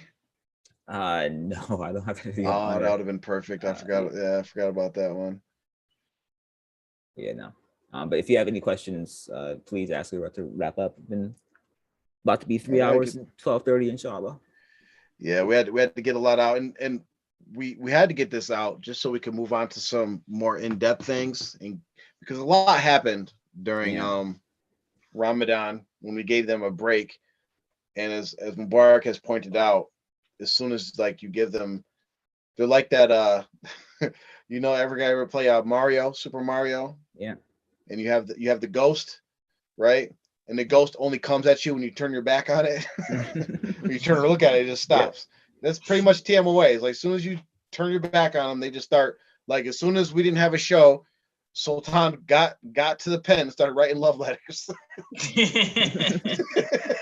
Oh yeah, and like we didn't even like really like go in depth on Sultan because listen, Sultan, I promise you, all right, your attention will be necessary. All right, we're gonna give you a whole show, all right, because you have a lot of issues that we have to address. All right, so we kind of just like gave an overview on like the issues of Sultan, but a deeper show is needed for him because like a lot of things are just so like just wrong and unacceptable, and like not even just like un-Islamic, just like as a adult male, like.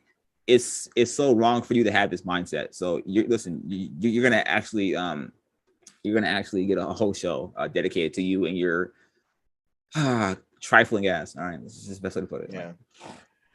Yeah. It's for just for the people that know that what's coming up. We have some things planned. We're getting our schedule together. We are going to do our retreat show. We are going to do a show specifically dedicated to money in TMOA. We're going to do some interviews. We're going to do an interview with myself. We're going to do an interview with Mubarak. We're going to do an interview with Hanif J. Williams because we lost some content on our old channel. So we're going to make sure we have this content back up. The interviews will be more in-depth and more revealing because specifically myself, I'm free to talk about things that I couldn't talk about before. So it's going to be eye-opening. So we have a lot of things that we're going to start talking about in the future.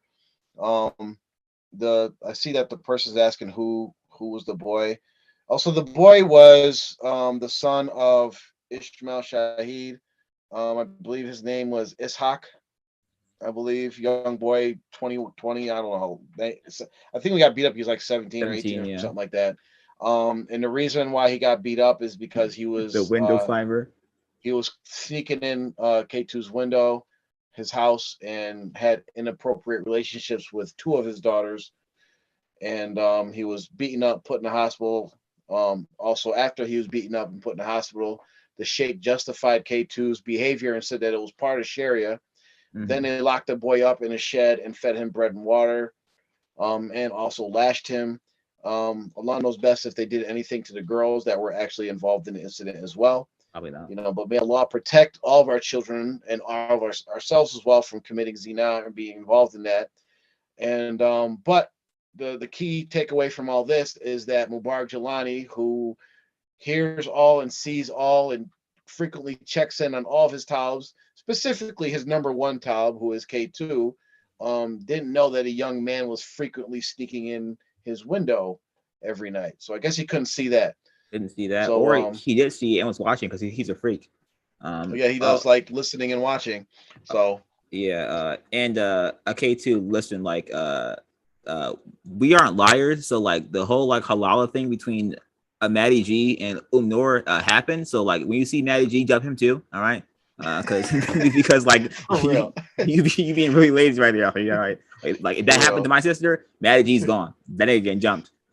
So yeah. All right, so I'm gonna close this out on a topic that I talked to a companion that brought this up, and we didn't even get to talk about the Who is Jelani room. Forgot all about that. That was a funny story. It's okay because we have plenty of shows to do. We need a whole show for that. We need to take our time. But listen, we got plenty. We got messages to read and the whole stories and accounts. But yeah. That joke was. Now that was classic. Right. That's classic. Oh yeah, Allah. All right. So I'm gonna just close this out and talk about a certain topic. And frequently, when you deal with people who are ignorant and are happy in their ignorance, they bring up this concept of not responding and all these justifications for not responding or not saying anything. And they place themselves in this seat as if they are the educated and knowledgeable ones, in that they are above responding to people that are ignorant. So in this person, Bashir Wadud, he's the same person who posted that shirk story about Shaitan letting this person walk across the water, and Shaitan advised him to dhikr only to Allah, and then the guy started sinking, and that whole shirk-ish story. He's the same guy who posted this status. And you know, he's a status warrior. You have these guys that are really brave and courageous and have all these responses on their statuses, but when they actually don't have anything meaningful to say. So he posts on his status, which is a known story, about a donkey, a tiger, and a lion. And pretty much the donkey's arguing that the grass is blue, and the tiger's trying to tell the donkey that the grass is green. They argue back and forth. The donkey isn't listening to any of the facts and figures that the lion's saying. So they decide to go take it to the king of the jungle, who's the lion, and get his take to decide the debate, right? And when they get to the lion, the donkey pleads his case and says the grass is blue, blah, blah, blah. And then the lion says, for sure, the grass is blue, right? True, the grass is blue. And then the donkey, you know, basically ran off and said, ha, ha, ha, blah, blah, blah. And then the lion or the tiger went to the lion, was like, you know, why'd you tell him the grass is blue when we know it's green? And then, you know, that the lion says these words of advice to the tiger. He says, that has nothing to do with the question of whether the grass is blue or green. The punishment is because it is not possible for a brave, intelligent creature like you to waste time arguing with a donkey, and on top of that, to come and bother me with that question. The worst waste of time is arguing with the fool and fanatic who doesn't care about the truth or reality, but only the victory of his beliefs and illusions. Never waste time, blah, blah, blah, blah. That's pretty much the moral of the story. So whatever, this is a nice little story. And, you know, again, we should not waste our time arguing going back and forth with people that are ignorant. But when you have these stories like this, you have to recognize what position you are in. So here we have an ass posting this story about an ass, and it doesn't realize that he's the ass in the story. So this whole status, who knows what he's talking about? Could have been a personal situation he went through, but it was told to us that this is in reference to, like, TMOA, R2F stuff. But as far as this is concerned, and anybody that tries to use this strategy of not responding and trying to say that we're the ignorant ones, are we the ones that are basing what we say on nothing? Are we the ones that are caught in illusions? Are we the ones ignoring facts? No, in this situation, we are actually the tigers. And the members of the TMOA, specifically your leaders and supposed knowledgeable ones, are the donkeys. Because it is very clear to anybody that looks at the truth, they can clearly see that TMOA is a cult. They can see that Mubarak Jelani is a fraud, and they can see that your beliefs are shirk, and we can see that your activities are innovation and bid'ah. It's very clear to anybody that has an open mind, right? It doesn't have to be us people that left TMOA. You go to any outside party, they're going to say the same thing.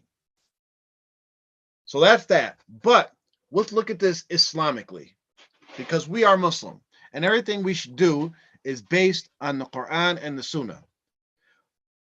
Without even getting into the ayats and the hadith, let's ask ourselves, is there a time when Prophet Muhammad ﷺ said, I'm not going to respond to these people because they are ignorant? None that I'm aware of. Let's go a step further. Is there a time, now we're talking about Jahiliyyah, the age of ignorance. The Sahaba, before they came Muslim, they're talking about the ignorant of the ignorant, right? Real true ignorance. When they had challenges and questions, argumentation, is there a time when Allah didn't respond to them and said, I'm not going to respond to them because they're ignorant? In fact, it's the opposite of that. Many ayat, many surahs were revealed specifically to answer and rebut the arguments that the ignorant non-Muslims had. Look at Prophet Nuh alayhi salam. How many years did he preach to the ignorant? Over 900 years he preached to the ignorant. So if we go to the Holy Quran, we look in Surah Al-An'am, Allah says, this Quran has been revealed to me that I may therewith warn you and whomsoever it may reach. We have to warn whoever. In the Quran, in Surah Al-Tawbah, Allah says, of every troop of them, a party only should go forth, that they may get instructions in Islamic religion, and that they may warn the people when they return to them, so that they may beware of evil. Another ayat, so Nahl, where Allah instructs Prophet Muhammad ﷺ to invite mankind to the way of your Lord with wisdom and fair preaching, and argue with them in a way that is better. Truly, your Lord knows best who has gone astray from his path, and he is the best aware of those who are guided. And Prophet Muhammad ﷺ has said, it's in a hadith in Bukhari, Mubarak mentioned it earlier in the show, he said, convey from me, even if it is one verse or one ayat. It is not permissible for us Muslims to turn away from people and not convey the truth because we decide that they are ignorant. So TMOA members, if you believe that you are the lion in this story, then you have a responsibility to respond and tell us the truth. Now, this doesn't negate the fact that we should not be engaging in useless argumentation. For instance, arguing about whether the grass is blue or green. It provides no benefit to us whatsoever. We even have quotes from like Imam Shafi, who said, Among the degradation of knowledge is that you debate everyone who debates you, or you argue with everyone who argues with you. And he said, knowledge is ignorance to the people of ignorance, just as ignorance is ignorance to the people of knowledge. So what we take from all this is, especially for those of us who are given dawah, it's easy to get into this argumentation and debating because we know we have the truth. We're quoting Quran and Hadith, and these people are just quoting things from their back pockets and things that actually are contradictory to the Quran and Hadith. That does not negate our responsibility to actually present them with the truth to the best of our ability. We do not ignore them. We do not decide, oh, you're ignorant, I'm not going to talk to you. We give them the truth, but you do not have to go back and forth with them. Once you realize that they're not listening, once you're realizing that the truth is not, you have done your job by giving them the truth. It is not our duty to guide them. That is what Allah does. Our duty is to convey the message. Convey the message to the best of your ability. If you realize these people are asses or donkeys, and they just want to believe that the grass is blue, no matter what truth you give them, then you have done your job. You have conveyed all the facts of why the grass is green, and you move on to the next person. We cannot guide everybody. So for the members of R2F, for the associates of R2F, for the people that are given dawah, keep giving dawah, keep trying to reach these people. Do not turn your backs on them to the best of your ability, but still manage your stress levels, manage your families, manage your own life, but don't stop conveying the truth. And inshallah, Allah will give us the strength and the patience to keep conveying the truth and to keep ignoring the asses that want us to be quiet just because they can't answer the truth that we're presenting them. So with that, that's the end of our show. We're right at 12:30. We went for 3 hours. Alhamdulillah. Join us next week.